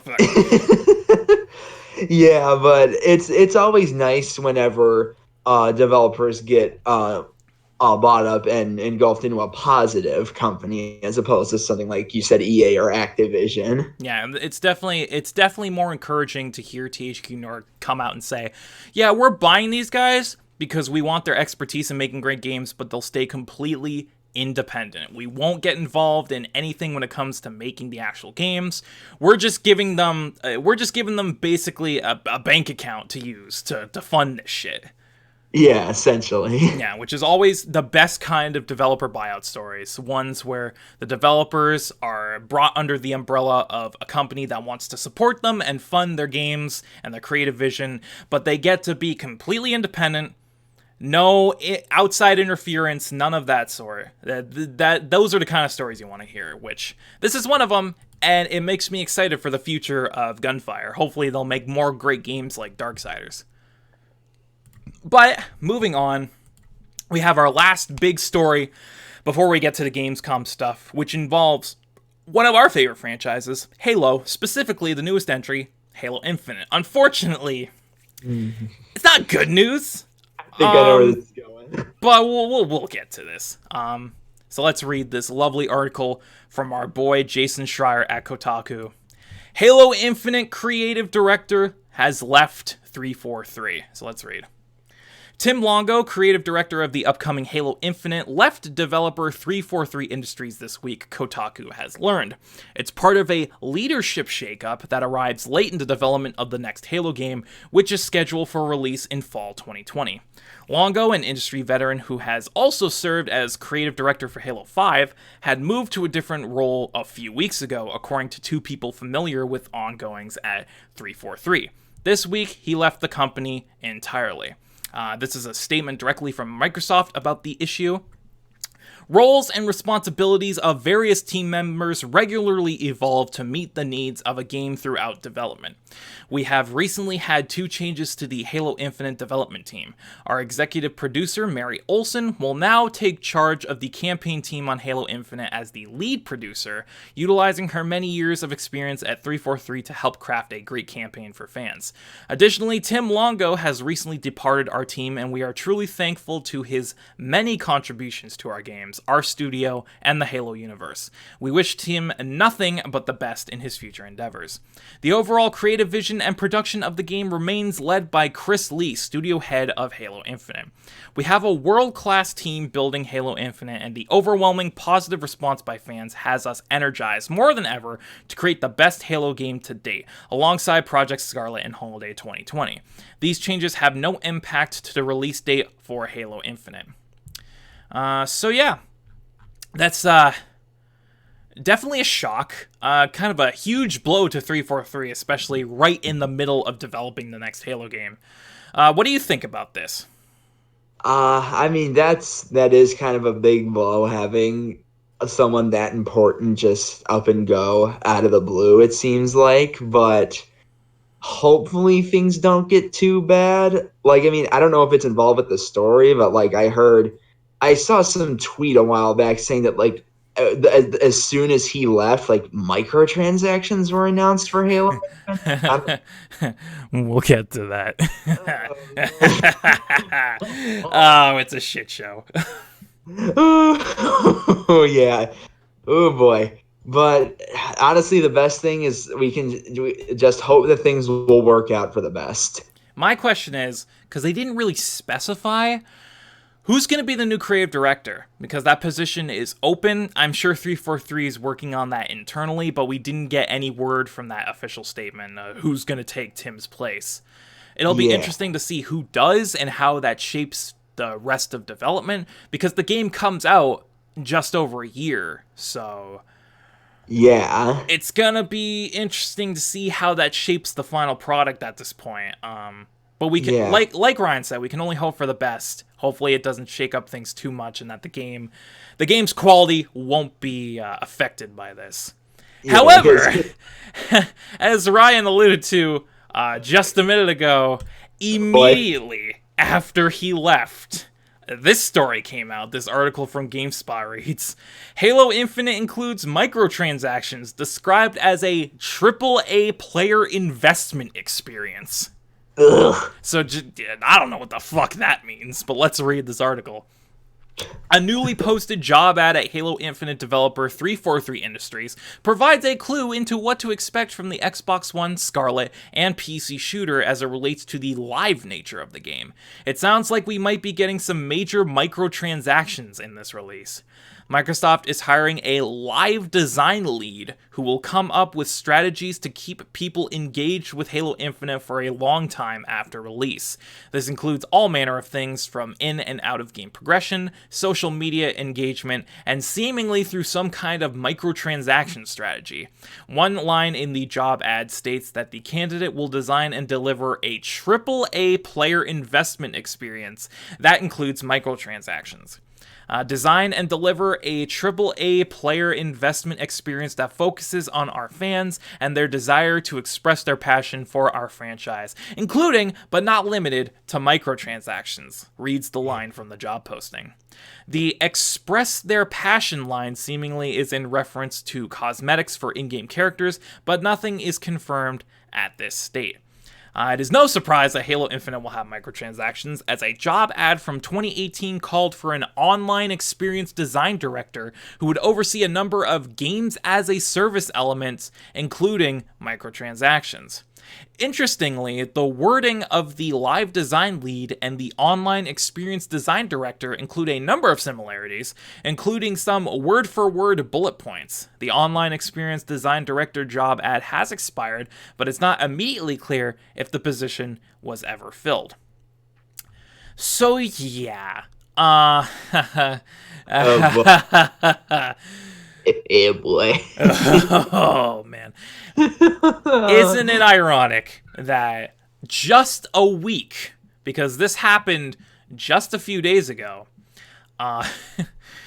just a week after Tim leaves as the lead creative director, this comes out.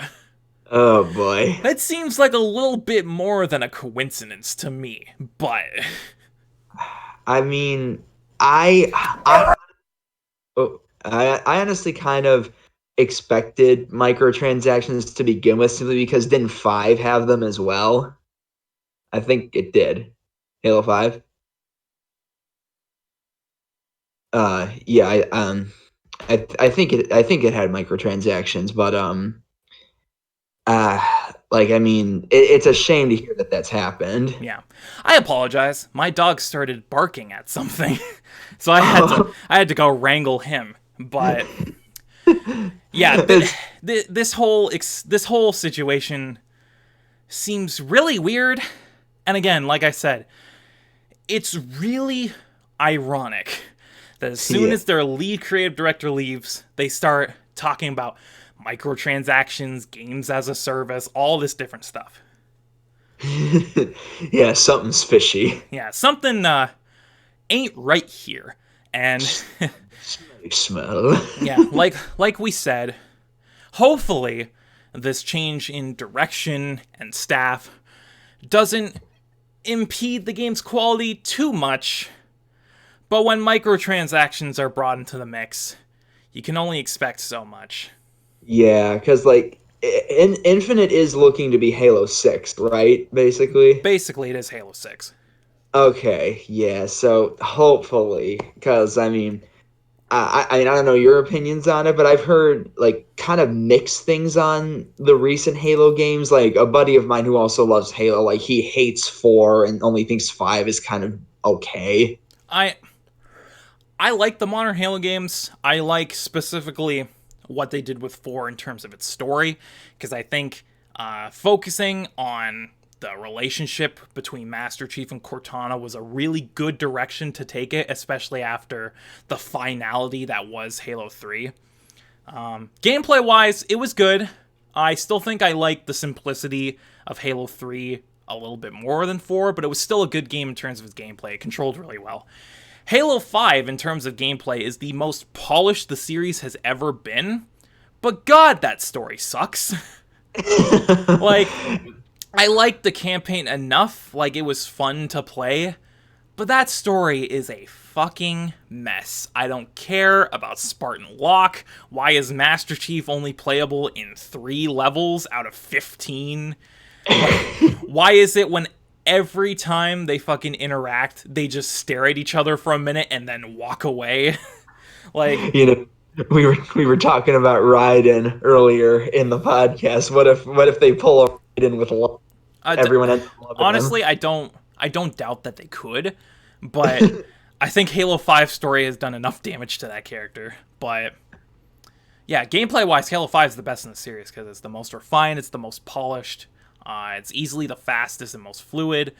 Story wise, it sucks because everything that they promised us in the marketing, you know, find the truth, look for Master Chief, he's gone rogue, it was all a lie. So It's all a crock of shit. yeah. So, you know, But I do like the modern Halo games. well, hopefully Infinite will stay that high level of quality even with microtransactions. Yeah, again, this isn't anything that's confirmed 100%, so we don't know if it'll be microtransactions or something else that they're going to throw into the mix, but it's looking likely that it is microtransactions, and that was a big problem that a lot of people had with 5, because the rec packs were pretty intrusive, especially when it came to some of the bigger multiplayer modes. Oof, was it like pay to win or Kind of, not exactly. Basically, there was this multiplayer mode. I believe it was called Arena or something like that. I might be mixing things up, but there was this mode. It was basically like a PvE VP type situation where it's 2 enemy teams fighting against each other, but it's also on a huge fucking map with like 60 plus players, and there's a bunch of separate events that are happening on the map that you people can go and do to get more points for their team to contribute to their victory. That's where the microtransactions were really intrusive, because you needed the rec packs and the rec cards to bring gear into those matches. So you basically it basically was kind of pay to win, because you had to pump a bunch of money into getting rec packs to get the good gear so your team could be at an advantage.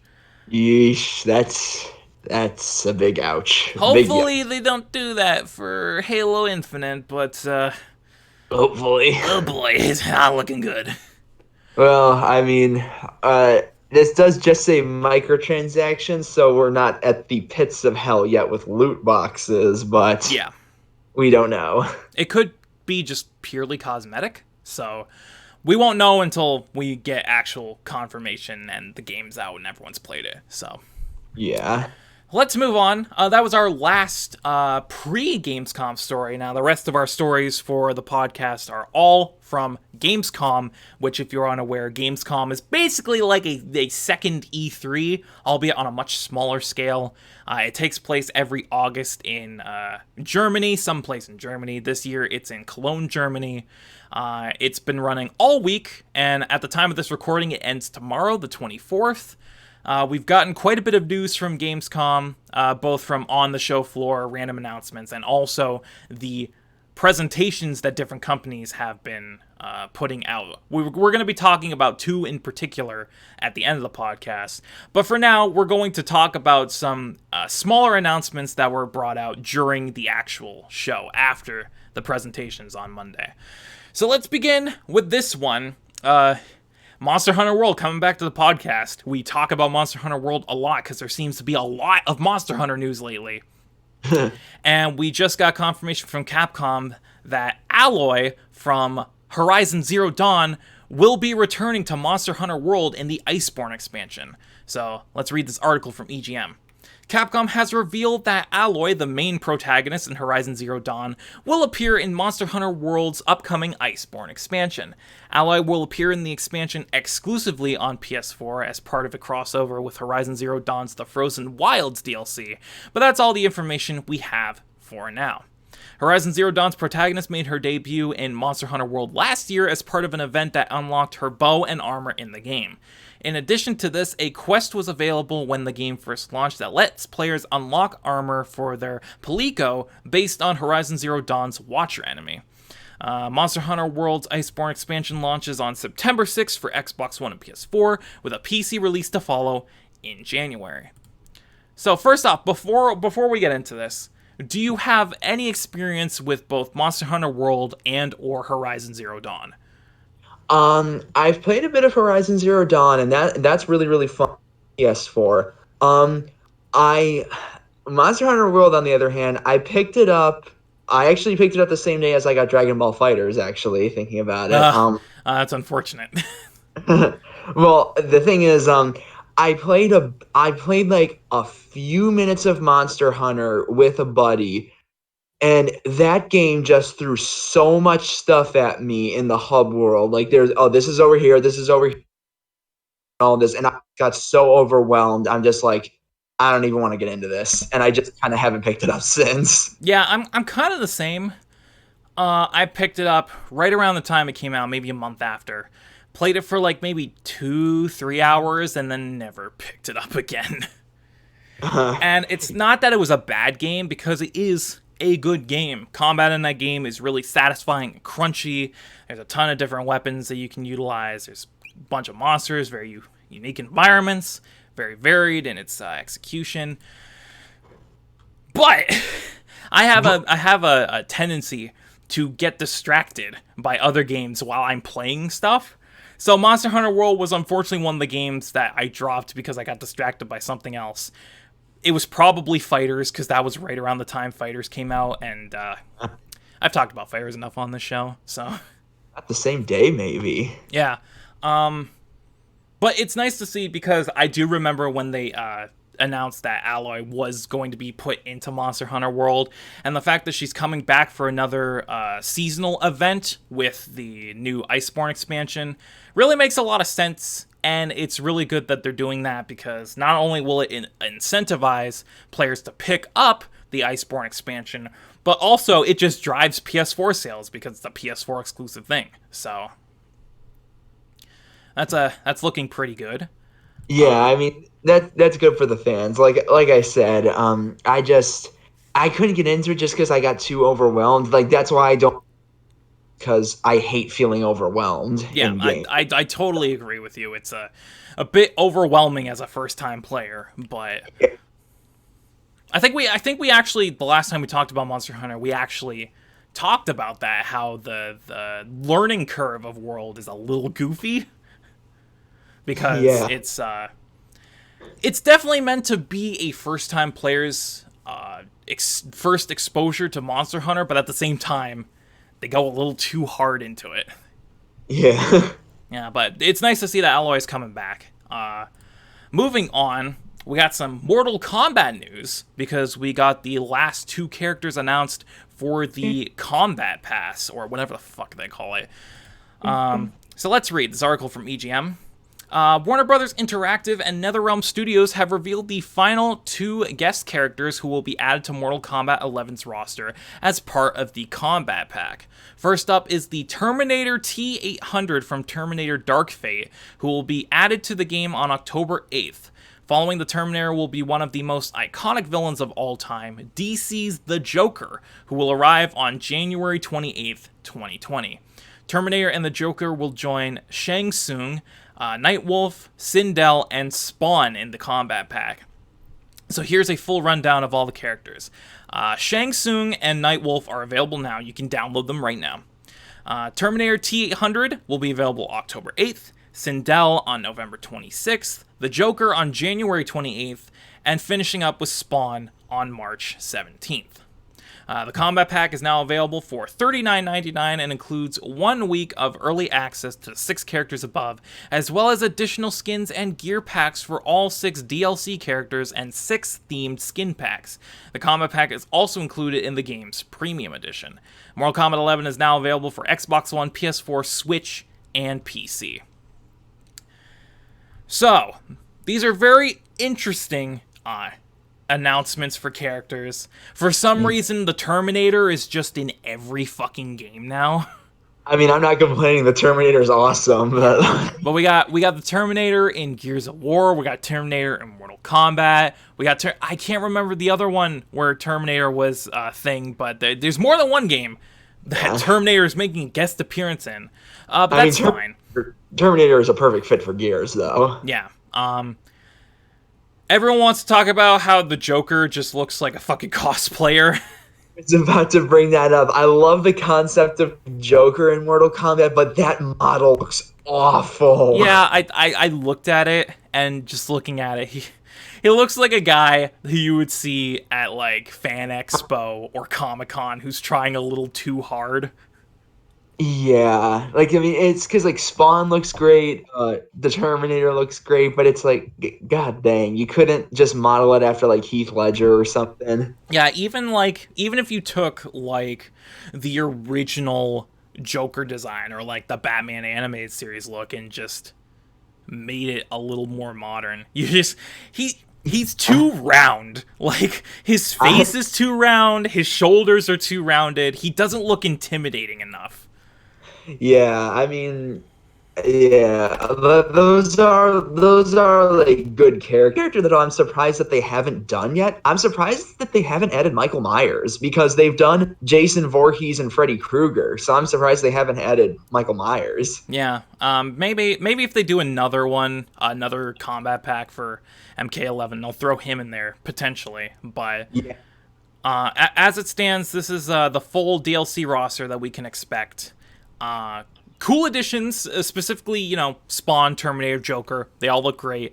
It's just, man, everyone wants to focus on that fucking Joker. It's so bad.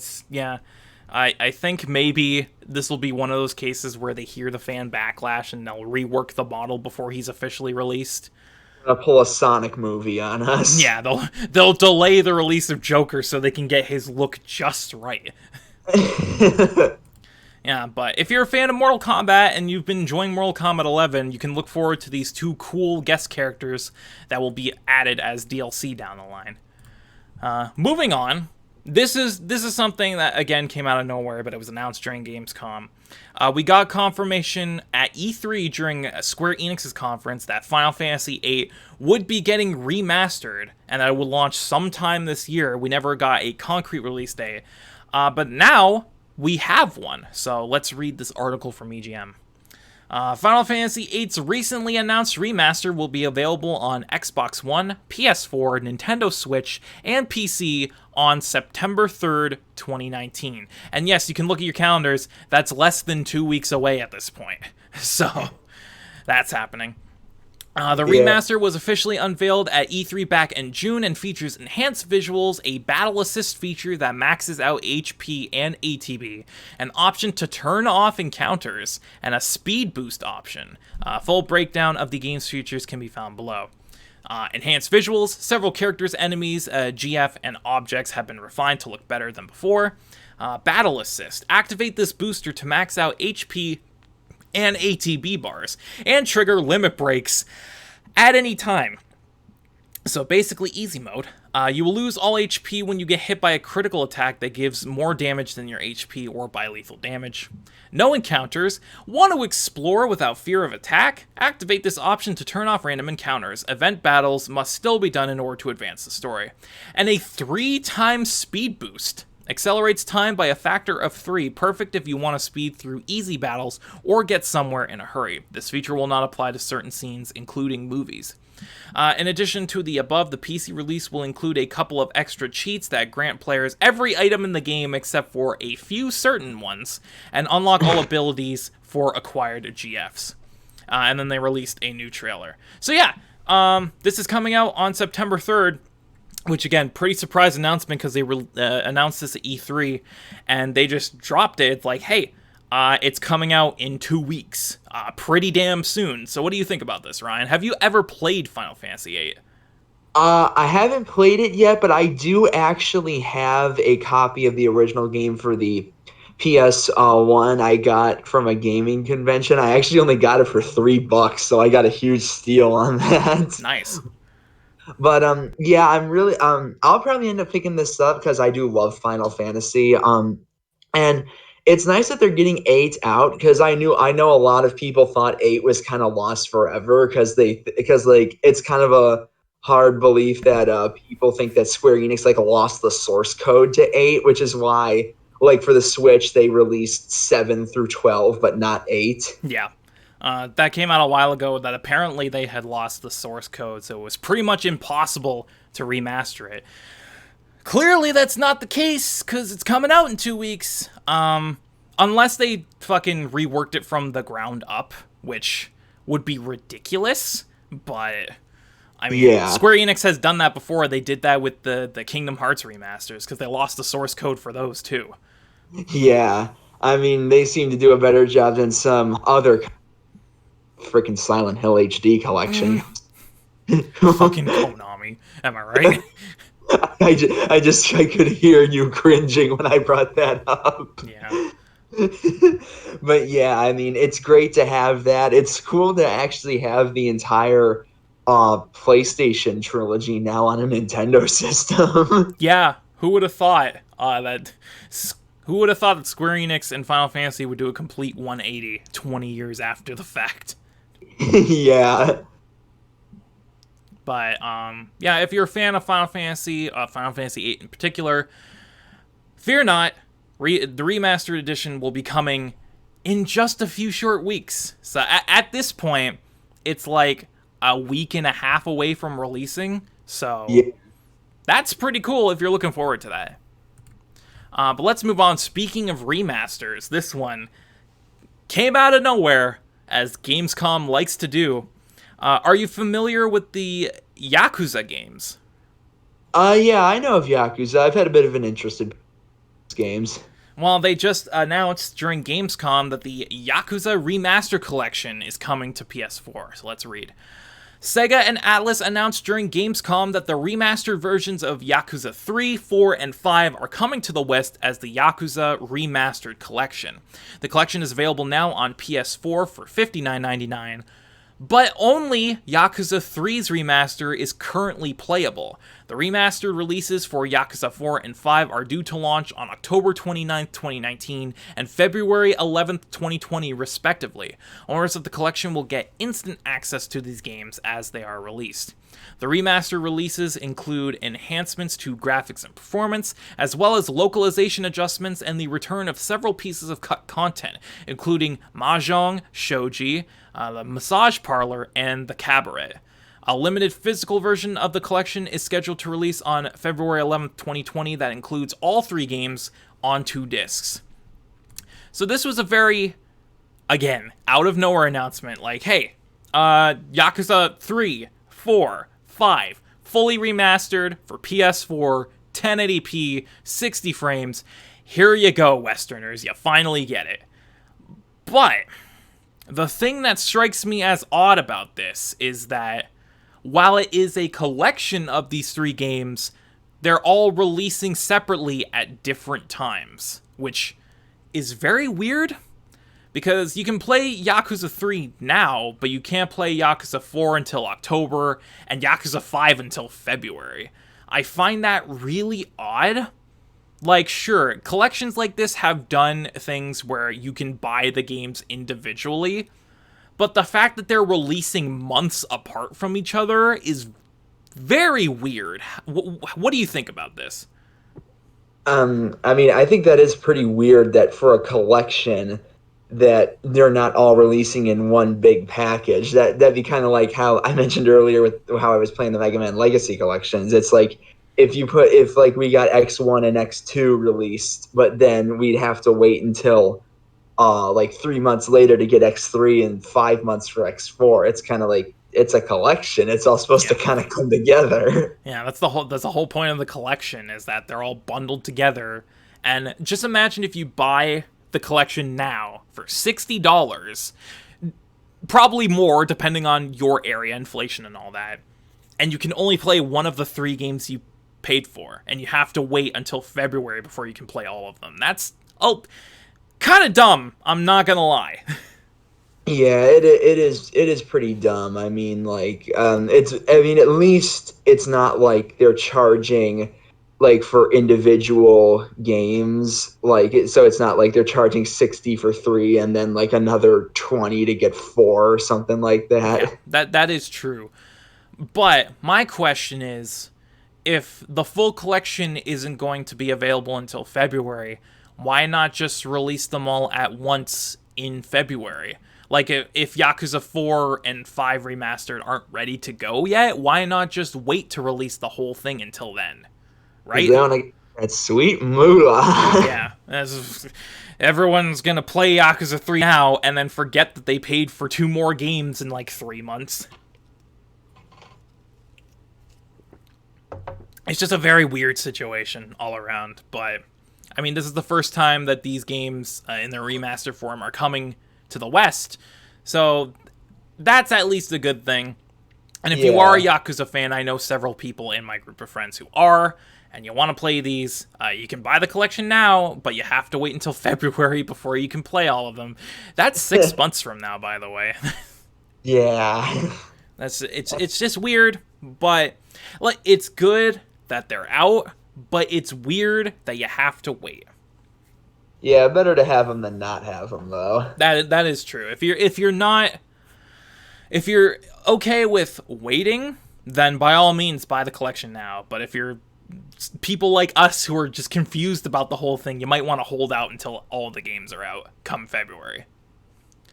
But moving on, that is the last of our stories that were announced generally during Gamescom. And now to wrap up the podcast, we have 2 presentations that were given on the first day of Gamescom, August 19th. Specifically, the Nintendo Indie Showcase and the... Oh wait, we have 3. I'm an idiot. I can't count. We have the Nintendo Indie Showcase, we have the Inside Xbox event, and we also have Geoff Keighley's opening night live, which was like a general press conference type ordeal that announced a bunch of games.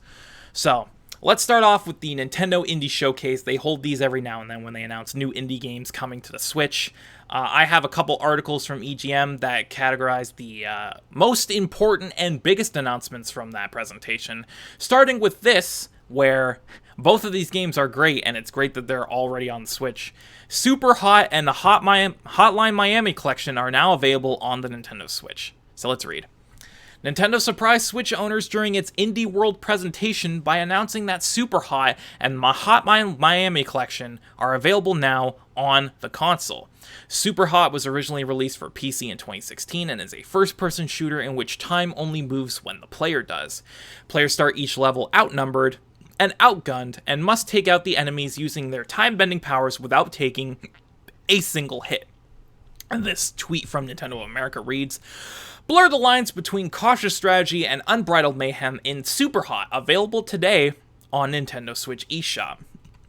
while Hotline Miami Collection bundles together Hotline Miami and its sequel, Hotline Miami 2 Wrong Number, in a single package for $25. Both games feature fast-paced action combat in which every hit is deadly. The tweet from Nintendo of America. The Hotline Miami Collection includes both brutally challenging and neon-soaked Hotline Miami games and is available today on Nintendo eShop. So yeah, that's cool. Two of my favorite indie games are now available on the Nintendo Switch. You can go on the eShop right now and buy them. Super Hot is a game I just played recently because it was put on Game Pass in June. I really like that game. It's a really fresh, bold take on the FPS genre, and it's addicting as fuck. And speaking of addicting as fuck, Hotline Miami is a classic indie game at this point. I love both of those games, how kinetic and brutal they are. The neon-soaked 80s art style is great. The over-the-top violence is satisfying. It's a joy to play those games. And the fact that all three of these games are now on the Switch means even more people can play them and love them. How do you feel about this, Ryan? I mean, I love Super Hot. I mean, it's the most innovative shooter I've played in years, after all. Yeah, I can't argue with that because it really is. But yeah, it is. Super Hot is fantastic. I love that game. And I do own Hotline Miami 1 on Steam. I just have yet to play it. That was one of those games that just went straight to the backlog when I bought it during a Christmas sale. Mm-hmm. But I have heard great things about it, so it's always good that the Switch is getting great new indie games. Yeah, specifically Hotline Miami. Play that. It's a great game. I will play it. Yeah. Although I did hear that the Hotline Miami collection was like already taken off the Australian eShop or something like that. That doesn't surprise me because it's Australia. Australia's super fucking picky with that shit. Yeah. But it's great that these games are on Switch. You can play them right now. Speaking of great games that are now on the Switch, this one is not quite yet on the Switch, but it is a big one. The previously Xbox exclusive Ori and the Blind Forest is coming to Nintendo Switch after months of rumors. So let's read. Nintendo revealed during its Indie World presentation that the definitive edition of Ori and the Blind Forest will be coming to Nintendo Switch next month. This tweet from Nintendo of America reads, "The Forest of Nibel is dying, and only you can save it. Explore the world of Ori and Ori and the Blind Forest definitive edition coming to Nintendo Switch eShop on September 27th. The definitive edition includes everything found in the original release, as well as new areas, 2 additional abilities, more story sequences, multiple difficulty modes, fast travel, and more. Ori and the Blind Forest Definitive Edition launches on Nintendo Switch on September 27th. A sequel to the game titled Ori and the Will of the Wisps is scheduled to arrive on Xbox One and Windows 10 in February of 2020.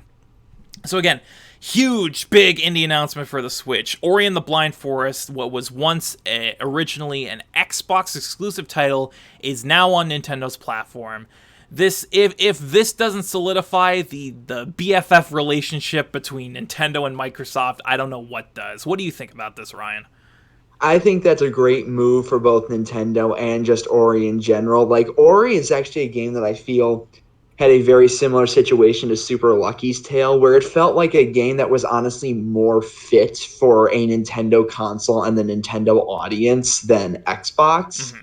But yeah, that's a great move that Ori and the Blind Forest is going to be on Switch. I still can't believe Will o' the Wisps hasn't come out yet. I remember that being teased like in 2017. Yeah, it's been a while since the game was announced, and every year at E3 we're like, well, it's gonna get a release date. It's gonna get a release date, and it never did.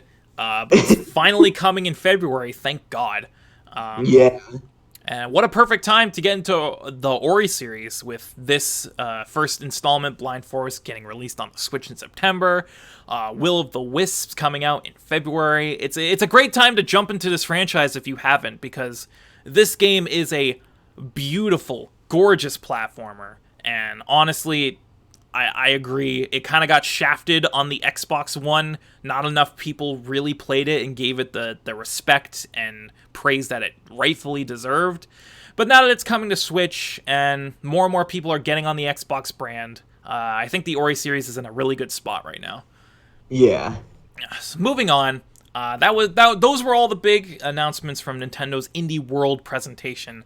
Now we're moving on to Microsoft's Inside Xbox briefing, which It was a flop. it was. I wasted an hour and 40 minutes watching that, and nothing happened. So I'm gonna go over all the big stuff that was announced at the Inside Xbox event, which was really not a lot, but there was still some big stuff here and there that did get announced. Of course, the main draw, the big star of the Inside Xbox presentation was Xbox Game Pass, as it always is. They announced a bunch of new games to come out in the month of August, some of which are already available, one of which is a huge addition to Game Pass. It just came out this year. It's not even 6 months old. Easily one of the best games of the year so far. But I digress. Let's get into it. Let's read this article. During the latest episode of Inside Xbox, Microsoft announced the latest batch of games that are coming to Xbox Game Pass on both Xbox One and PC. The first batch of titles is already available as of August 19th and includes remastered real-time strategy game Age of Empires Definitive Edition for Game Pass PC, the latest entry in the Devil May Cry series, Devil May Cry 5 for Xbox Game Pass console, and brand strategy game Stellaris, available for both Game Pass console and PC. Next up is Smash 'em Up Ape Out and Studio Wildcard's open-world medieval role-playing game Kingdom Come Deliverance on August 22nd, which were released yesterday. The former is exclusive to Xbox Game Pass on PC, while the latter is available on both the console and PC versions of the pass. Following these additions will be Bard's Tale 4 Director's Cut on August 27th for both console and PC. And the final game being added to the Game Pass on PC and console for the month of August is Blair Witch. Bloober Team. We'll get to that. Bloober Team's upcoming first-person, story-driven psychological horror game will be available in the past at launch on August 30th. Microsoft also announced that new members can currently get 2 months of Game Pass Ultimate for just $2. Before we get into the games, Bloober Team. for such a serious story-driven horror game like Blair Witch, the fact that its developer is named Bloober Team fucking killed me when I read that for the first time. Like, Bloober Team. It's so stupid. Anyway, I'm being dumb. Let's get to the actual news, which is, hey, they released quite a few games. Honestly, there's only one of these games that I'm super fucking hyped for, because the rest of them are strategy games for the most part, and I'm not super into the strategy genre, so it didn't really click with me. But the fact that they added Devil May Cry 5, which is my current game of the year, one of my favorite games of the past decade, and easily one of the best games Capcom has made in the last 10 years. Not even 6 months old yet, and they're just throwing it on Game Pass. Like, yeah, okay, sure. Just do that. Just give people one of the best games of the last 10 years for like $1 on Game Pass. Just let them play it. That's fine. It's fine. I'm not freaking out or anything. You're freaking out. You already had the game. I know. Like, trust me. I know, but it's still a huge announcement, because I've gone on about Game Pass to death on this podcast. I still think that Game Pass is one of, if not the best deals you can get in gaming right now. For Game Pass Ultimate, your first month is $1, and you get access to over 300 games on both Xbox One and PC, Xbox Live Gold, store discounts, and you get shit like this, where you get super recent games that you can just download for free and play, and you only pay $1 for it. It honestly blows my mind that we're at this point in the gaming industry where this shit can happen. Because, like, it's ridiculous. So what do you think about this Game Pass news, Ryan? I mean, that does, like you said, that does sound like a huge deal. I don't personally have the Game Pass myself just because I'm very much a collector. I like to actually like own the game myself. But yeah, the fact that these big name games are being added is really good. Particularly Devil May Cry 5. It's my second place for game of the year Hmm. so far.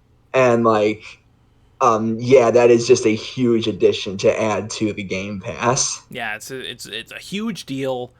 The fact that people can sign up right now for only $1 and play DMC5 just out of the gate, it's man, play DMC5 for the love of God. I will when I play the other four games first because I have the collection on PS4 as well. Yeah. It's a shame that it's not being put on Game Pass for PC. But honestly, it's big news regardless. And the fact that this game came out this year, back in March, easily one of the best games of the year, is already on Game Pass for a bunch of more people to play.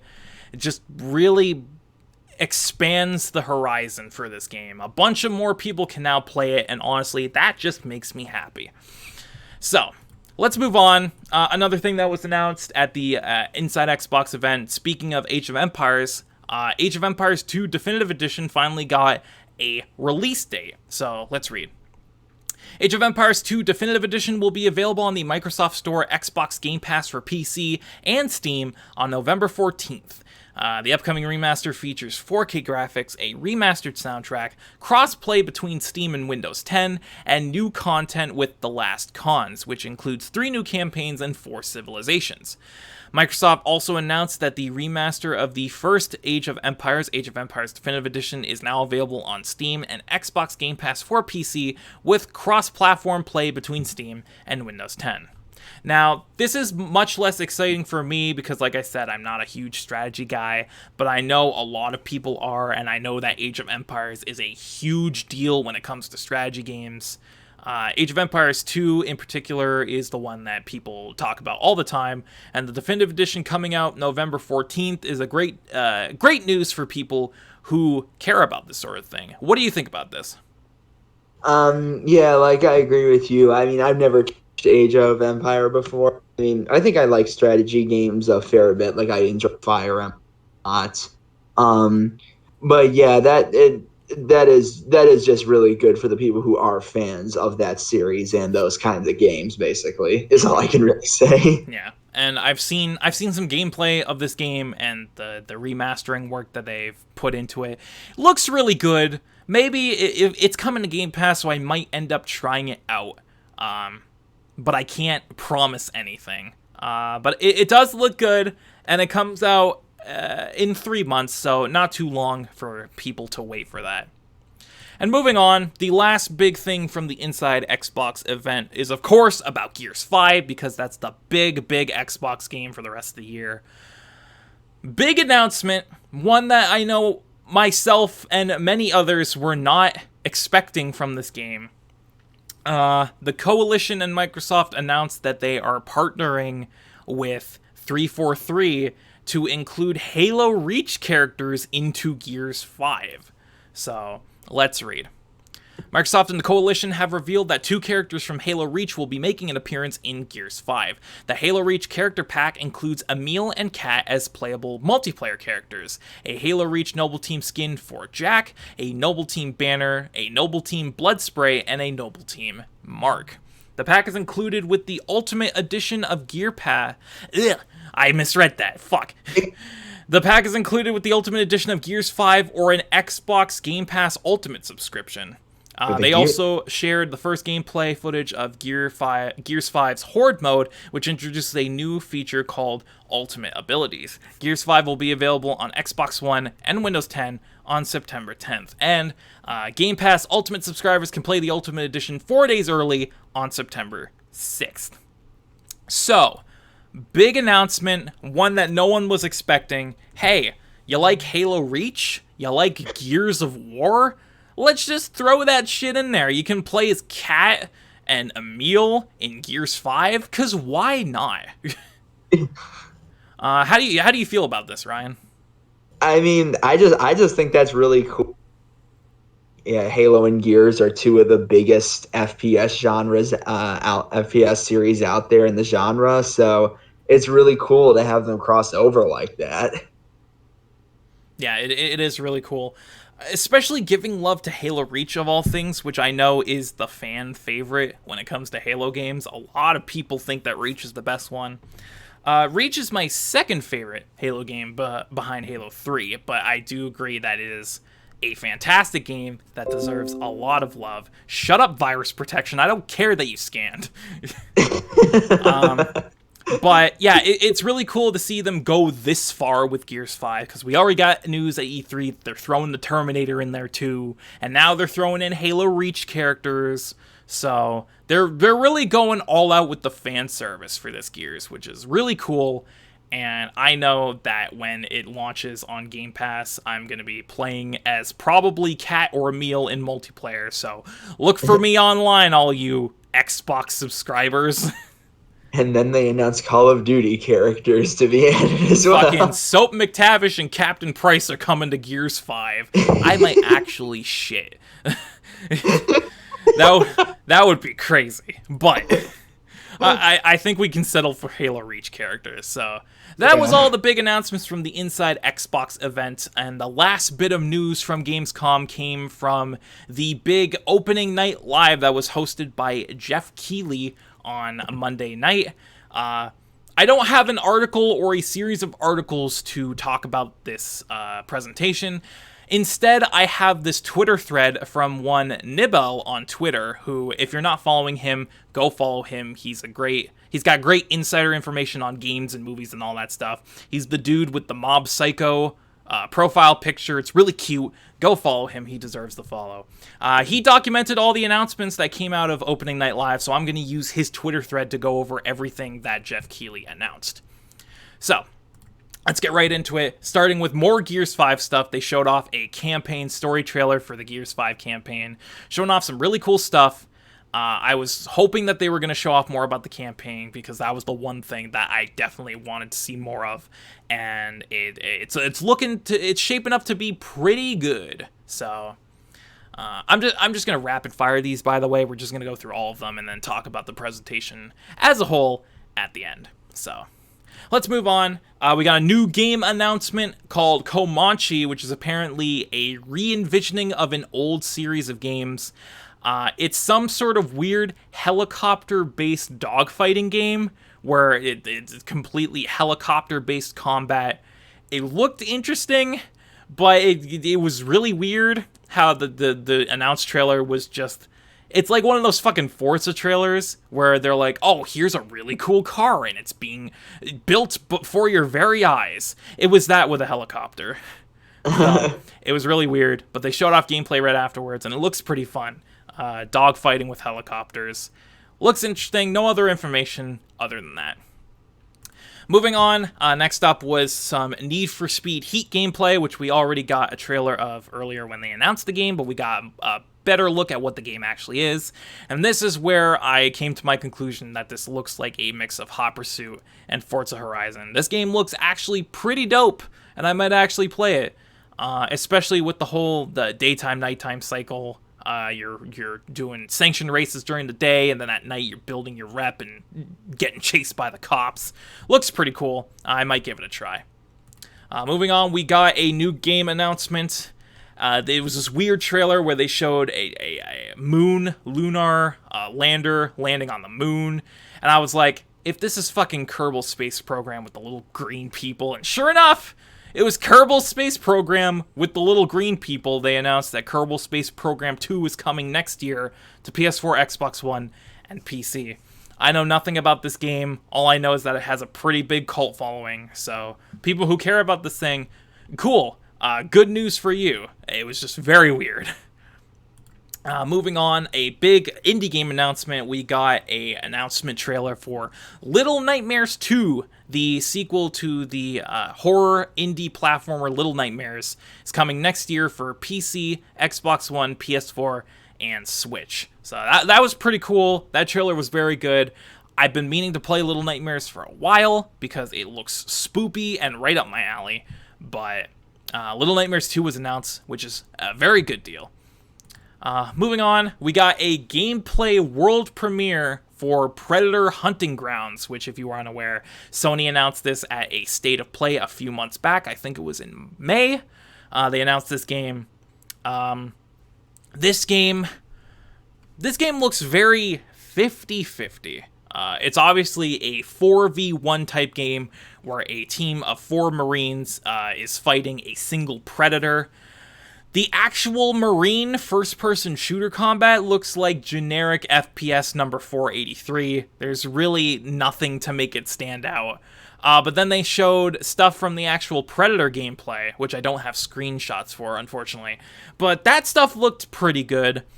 Unfortunately, this game looks rough as fuck because it's the same developers that did the Friday the 13th game, and anyone who's played that game knows it had a very rocky launch, was very unstable, pretty rough. So hopefully they get enough time to really polish this game and make it, actually good to play, other than a really janky mess. But moving on, we got a new trailer for Monster Hunter Iceborne. Nothing of note here, it's just another trailer for this expansion that we've known about for months. Moving on, we got a new game announcement called The Cycle, which is a PvEVP hero-type shooter. It looks very Overwatch-esque in terms of its visuals, but it has elements of Borderlands and Destiny, where there's obviously PvE events going on, and there's loot to be had. So it looks like a weird mix between a MOBA and a looter-shooter. Very interesting blend. It looked pretty cool.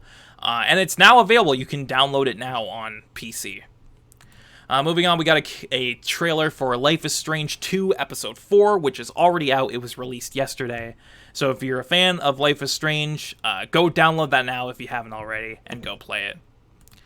Moving on, this one really pissed me off, because we got news on the last podcast that Sega was apparently announcing a big AAA game at Gamescom. So everyone was freaking out like, oh, it's gotta be Sonic, right? It can't be anything other than Sonic. What else would they announce? Sega turned right the fuck around and was like, haha, JK lol. And they announced Humankind, which is basically Civ, it's just not called Civ. So that was a big piss off, but whatever. It's coming out in 2020. If you like strategy games, I'm sure this will be good. I was seriously hoping for the announcement of the highly rumored SA1 remake. Yeah, unfortunately, all you crackpot theorists out there, it didn't happen. God damn it. But we got coming up. We got a new game announcement, Everspace 2, and they showed a very good-looking trailer. It's a space combat game where you fly through a solar system and you have dogfights with other spaceships. I knew nothing about this game, and then I found out that the original is on Game Pass, so I actually downloaded it. I'm going to be playing it because this trailer looked dope. This game looks awesome.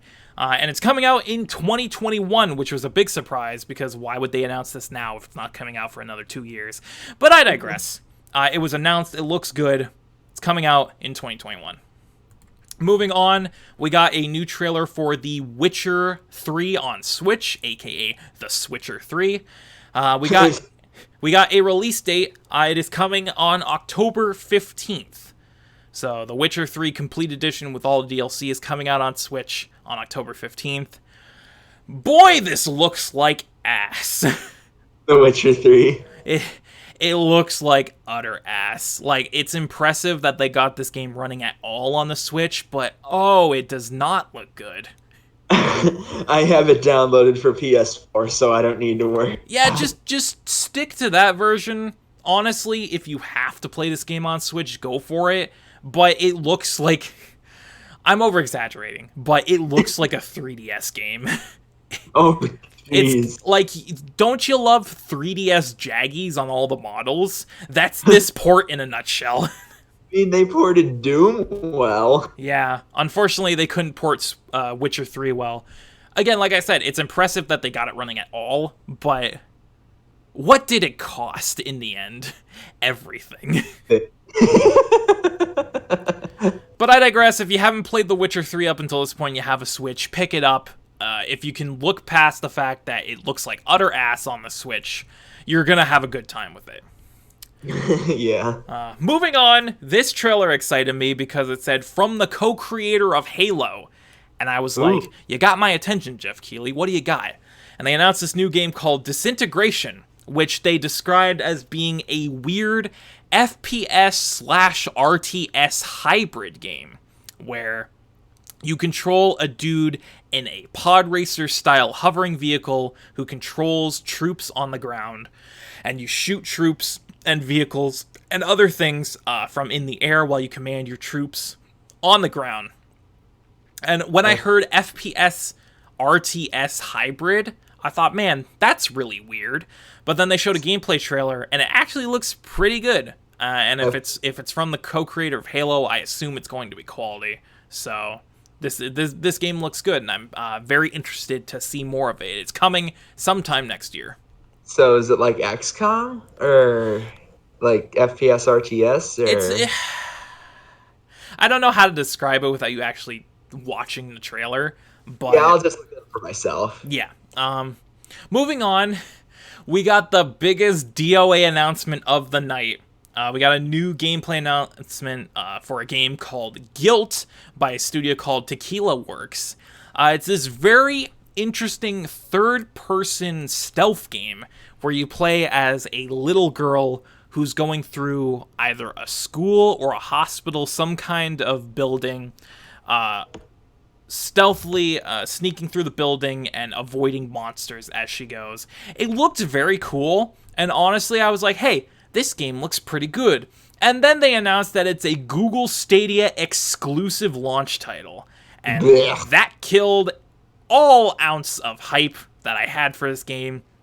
And I went into my Discord and I was like, man, it really sucks that I think this game looks pretty good, but it's dead on arrival. Like, as soon for it. Yeah, as soon as they said it was a Stadia exclusive game, I was like, well, this game's doomed. It sucks to suck, but gotta live with it. Everybody at this point is just like, place your bets. Is the Stadia gonna die faster than the Ouya? I don't know, man, but I thought this game looked really interesting. It's got a really good art style. It's just the right amount of spoopy, and stealth games are always up my alley. But as soon as they said Stadia, I was like, pass. This game's dead on arrival. Calling it right now.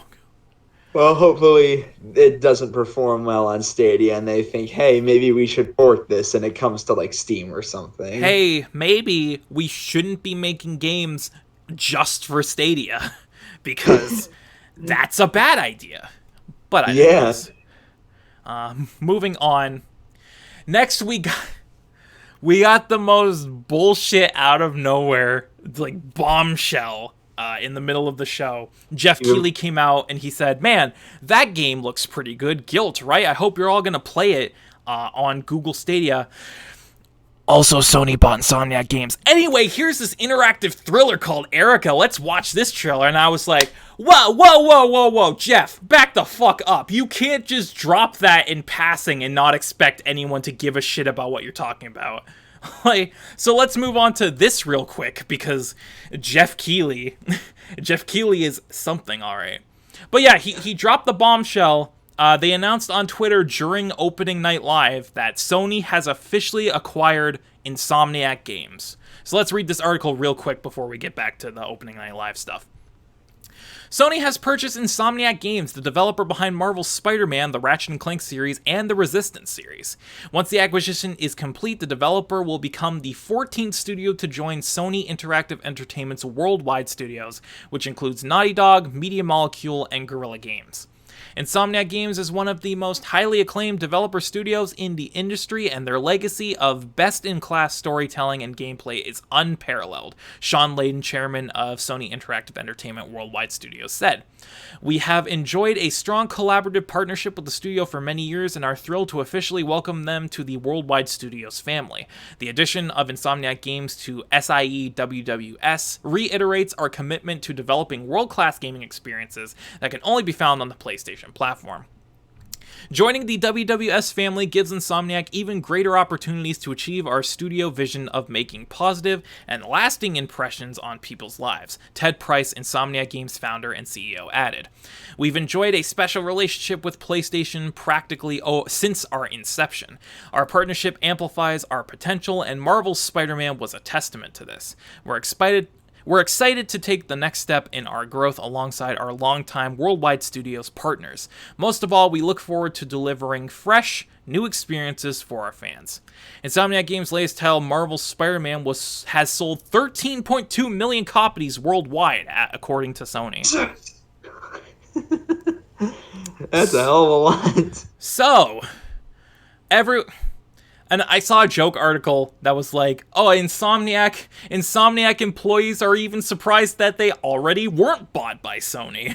Because it's like, Sony and Insomniac are basically two sides of the same coin. Insomniac has always been synonymous with Sony because most of their games have been PlayStation exclusive. It's been very rare that they branch out to other systems to make games. I think the only games that they made that branched out were Fuse, which was a multi-plat, Sunset Overdrive, which was an Xbox One exclusive, and Song of the Deep, which was also a multi-plat.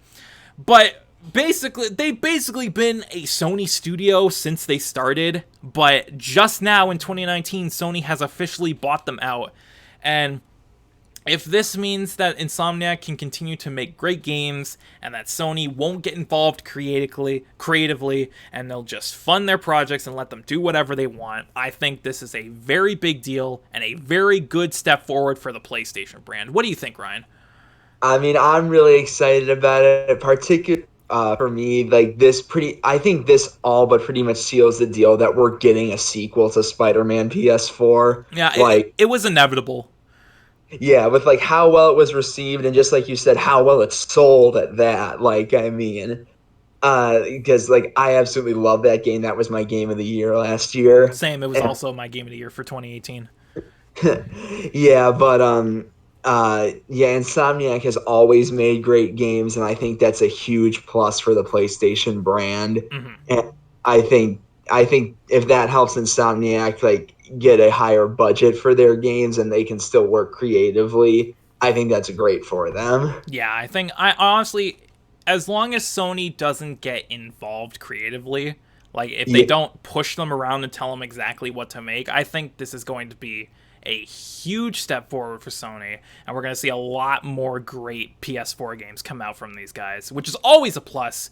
Where's the next Ratchet and Clank, Insomniac? I want it right now. Would you want another remake, or do you want... No, I want a new original game. I don't want like a remake of Going Commando or anything. I want them to make a new Ratchet game. Yeah, makes sense. Yeah. But that was the bombshell that Geoff just dropped in passing. Just, hey, check your Twitter. Sony bought Insomniac. Anyway, moving on. So, back to Opening Night Live. The game that was followed up by that is called Erica. It is an interactive thriller by Sony Interactive Entertainment. It is out now on PS4. It looks very Heavy Rain, Quantum Dream-esque type game. However, it's entirely in live action. It is fully made up of FMVs, live action actors, all of that stuff. Honestly, watching the trailer, it reminded me of Quantum Break. Quantum Break is 50-50 between actual gameplay and this live action TV drama. It seemed like if you took the TV drama side of Quantum Break and just made an entire game out of it, and then put some interactive contextual stuff in there. Looks interesting. It's out now on PS4. You can download it and play it. But the fact that it immediately passed, the fact that it was followed by the Sony buying Insomniac news, no one cared. Like, you basically doomed this game, Geoff Keighley. You killed this game. But whatever, it looked interesting enough. So if you're into that kind of game, you can go play that now. Moving on, they announced a new game called Port Royale 4, which is a weird pirate-centric strategy simulation game. Again, it looked very Civilization-esque. It's coming out in 2020 for PC, PS4, Xbox One, and Switch. And Matt, my co-host of Bearded Banter, posted in the Discord, do I have to play Port Royale 1 through 3 to understand the story? I'm like, I don't fucking know. I've never heard of this game before. But whatever. And then we got to the real meat of Opening Night Live. This 2-hour presentation, the last half hour was all Death Stranding and Hideo Kojima, which they started in the best way imaginable. Somehow they gave Kojima himself a trailer. They aired this trailer. It's like, Kojima, oh, he was thrown out by Konami, and then he rose from the ashes, and now he's making Death Stranding. Ooh, Kojima. It was really weird, but it was really funny. And then they brought Hideo Kojima out on stage to talk about Death Stranding, and it was funny because there were a bunch of people who were not only giving him a standing ovation, but a bunch of people were coming up to the front of the stage to get selfies with Kojima. And it was great. I love that kind of thing. It makes me feel happy.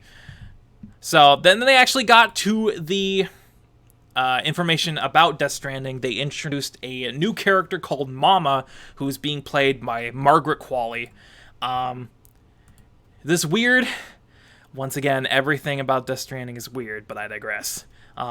This weird fucking character who had a child who was born on the other side, but she's still attached to the baby via her umbilical cord, so she's just attached to this weird shadow ghost baby. I don't know what this game is. This game comes out in 3 months, and I still don't know what it is. Oh, jeez. So they announced that, and then they went more in depth with her character. Mama's baby was born on the other side, and they are connected through an invisible umbilical cord. Cool, I guess. Yeah. And then they had another trailer, which is a cinematic trailer, introducing the Bridge Baby, which is the baby that Norman Reedus' character has been seen carrying around in different trailers. And it was the stupidest fucking shit. Let me paint the picture. They say, hey, this baby is directly connected to the other side, and it's collecting data from the other side. But unfortunately, if it collects too much data without being synchronized, it will die. And then they plug the baby into the supercomputer, and they synchronize the baby with the computer. They fucking plug in the baby, and they update its software. It's so stupid. Dude, I do not care about this game. I'm sorry. Every new trailer I see just makes me more and more excited for what this game is going to be.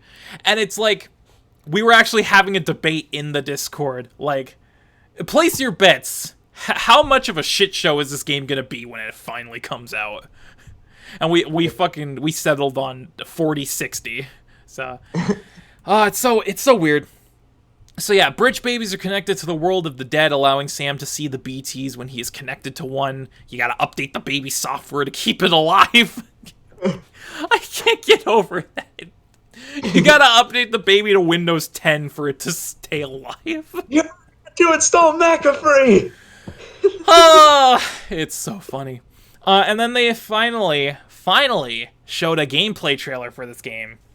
And the one thing that everyone talked about, no one cares about the game itself, but hey, you can pee as Norman Reedus, and it is a major gameplay mechanic.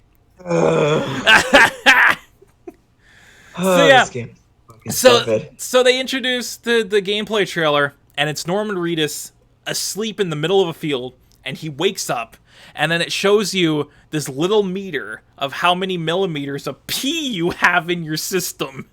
And then Norman Reedus takes it out and just starts peeing on like rocks and grass and shit, and the meter depletes until it's empty. And then the weird thing, which I don't have a screen for, he peed on like a rock, and as soon as he was done peeing, a mushroom grew out of the ground where he peed. I'm just like, can you grow mushrooms with your pee? Like, what is this? What is happening? What is this game? Like, I don't know. Metal Gear at least had cohesion to it. This is just just insert clip of Dio shouting "Nani" to describe this game. In before the game finally comes out, and it all actually makes perfect sense. This cannot make sense. But anyway, moving on, the gameplay trailer, they show Norman Reedus walking around.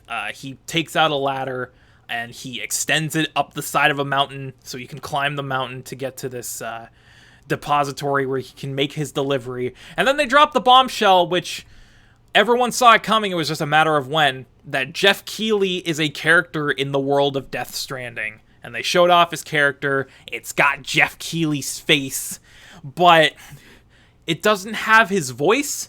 So they captured Geoff Keighley's face to use on a model, but he doesn't actually play his character, which they revealed who does later on, which is fucking hilarious. But we'll get to that when we get to that. Geoff Keighley is in Death Stranding. And then they cut back to the stage where Kojima and his translator explained more about what we just saw. And Kojima came out and said, "No, you cannot see Norman Reedus' penis while he is peeing." Okay, I mean, that's a good thing. I feel like after the Konami split, Kojima just lost his fucking mind. Up until this point, he's been crazy, but there's at least been a method to his madness. This, I feel like Sony gave him complete creative control. They said go nuts, and he took that very literally. But he talked more about the game and the footage we just saw, and he said that if players piss at the same spot, something good will happen later on. What does that mean? I don't want to know what it means. What does that mean, Kojima? How do people pee in the same spot? What will happen? Why is it good? I have no interest in this game. It's so funny. And then they went more into the facial capture process for Geoff Keighley's character. They showed screenshots of him being suited up in the rig with all the cameras around him. That's cool, I guess. And that was it. And then they took some questions, they explained some stuff, and then that was the end of Opening Night Live. The one thing I want to get to before we just talk about the show as a whole is that Geoff Keighley came out and said, "Yeah, I'm in Death Stranding. Kojima invited me to his studio a few years ago without really telling me what we were doing, but he threw me into the rig and he's like, trust me, Geoff. Trust me. It'll be worth it." And I'm like, sure, okay. I'll go along with this. Trust the man who wrote about deadly poisonous Zanzibar hamsters. Yeah. So Geoff Keighley is in Death Stranding, but like I said earlier, he does not play his character. Instead, the role of Geoff Keighley is played by none other than Matt Mercer. And I fucking lost my goddamn mind when they said that. Because, I get it if you want it to be a surprise, but why wouldn't you have Geoff play the character who his likeness is based on? And of all people, Matt Mercer plays Geoff Keighley in Death Stranding. I'm just I'm over here losing my mind. I'm like, what the fuck is happening? It's so weird. I don't understand at all. I don't. But that was it for Opening Night Live. That was everything that they announced. Quite a few good announcements. Not a whole lot of really big stuff. Again, it just feels like, E3 light is a good way to put it. It was a 2-hour presentation. They announced a bunch of stuff. Not a whole lot of big, exciting stuff, but there were some cool announcements here and there. I don't think you actually watched this live, Ryan. No, I did not. Okay, well, based on what I just told you, all the announcements I just went over, what do you think of Opening Night Live in general? I mean, it sounded all right. It wasn't mind-blowing like E3, but it sounded okay. Yeah, that's basically how I feel. Is, like I said, E3 Lite is a great way to describe this. If they start doing these more regularly, like if opening night live becomes like a staple for Gamescom, I wouldn't complain. Hopefully, though, this is something like the Game Awards, where as they go through the years, it becomes bigger and grander, and they have even bigger and more exciting announcements. Yeah, Because because the game was pretty big last year. yeah, the Game Awards is something that I didn't really care about before 2017, and then the 2017 show was insane, and now I make it like a yearly ritual to watch the Game Awards because there's usually going to be big stuff there. And hopefully with Geoff Keighley at the helm, opening night live will have the same treatment going forward at Gamescom. Hopefully this becomes a yearly annual tradition. But this first installment of opening night live, like I said, was pretty good. A lot of stuff announced, some good, cool announcements here or there, but nothing huge, mind-blowing, or game-changing. That's basically how I can describe this. Yeah, basically. But with that said, that is our last news story of the day. We are now officially done with our news section. Again, I'm sorry that this podcast went so long. Another 3-hour podcast, but I expected that for Gamescom because it was a big week, a lot of stuff to talk about. But with that said, we can officially wrap things up here. So, thank you very much for watching this special edition of the Bearded Banter podcast. If you like what you've seen, you can go ahead and subscribe to BGN on YouTube, where we post great gaming content, including Let's Plays, unboxings, live streams, podcasts, funny edited content, etc. We do a lot of great gaming stuff here, so go ahead and subscribe and click the bell to get notifications on when we upload. I have been your host, Shane the Bearded One. You can follow me on Twitter at BeardedGamingN, where I talk about my shitty opinions involving games, movies, anime, etc. And also where I am finally, after so many weeks, finishing up my catch-up journey on One Piece. Hopefully, if all things go well, I will be officially caught up tomorrow. So go ahead and follow me on Twitter at BeardedGamingN if you want to see the last few One Piece posts. With me, I have my very special guest who joined me for this podcast, Ryan, aka the NCS Master. You can go follow him on Twitter at the NCS Master, where he's kind of all over the place. He's very vocal about his opinions on things like games, anime, movies, wrestling, a whole bunch of different stuff. I will have a link to his Twitter in the description, so go and check him out. Thank you very much for joining me. It was a pleasure to have you on the show. Yeah, thanks for inviting me, man. This was fun. I mean, if I'm ever welcome again, I'd really like to do this again. Oh, of course. You're always welcome on Bearded Banter. Just let me know when you're available, and I'd love to have you back on the show in the future. But with that said, we can wrap things up here. So thank you very much for watching another exciting edition of the Bearded Banter podcast. We will be back in 2 weeks for another episode. Until then, we will see you next time. Keep on gaming, everyone.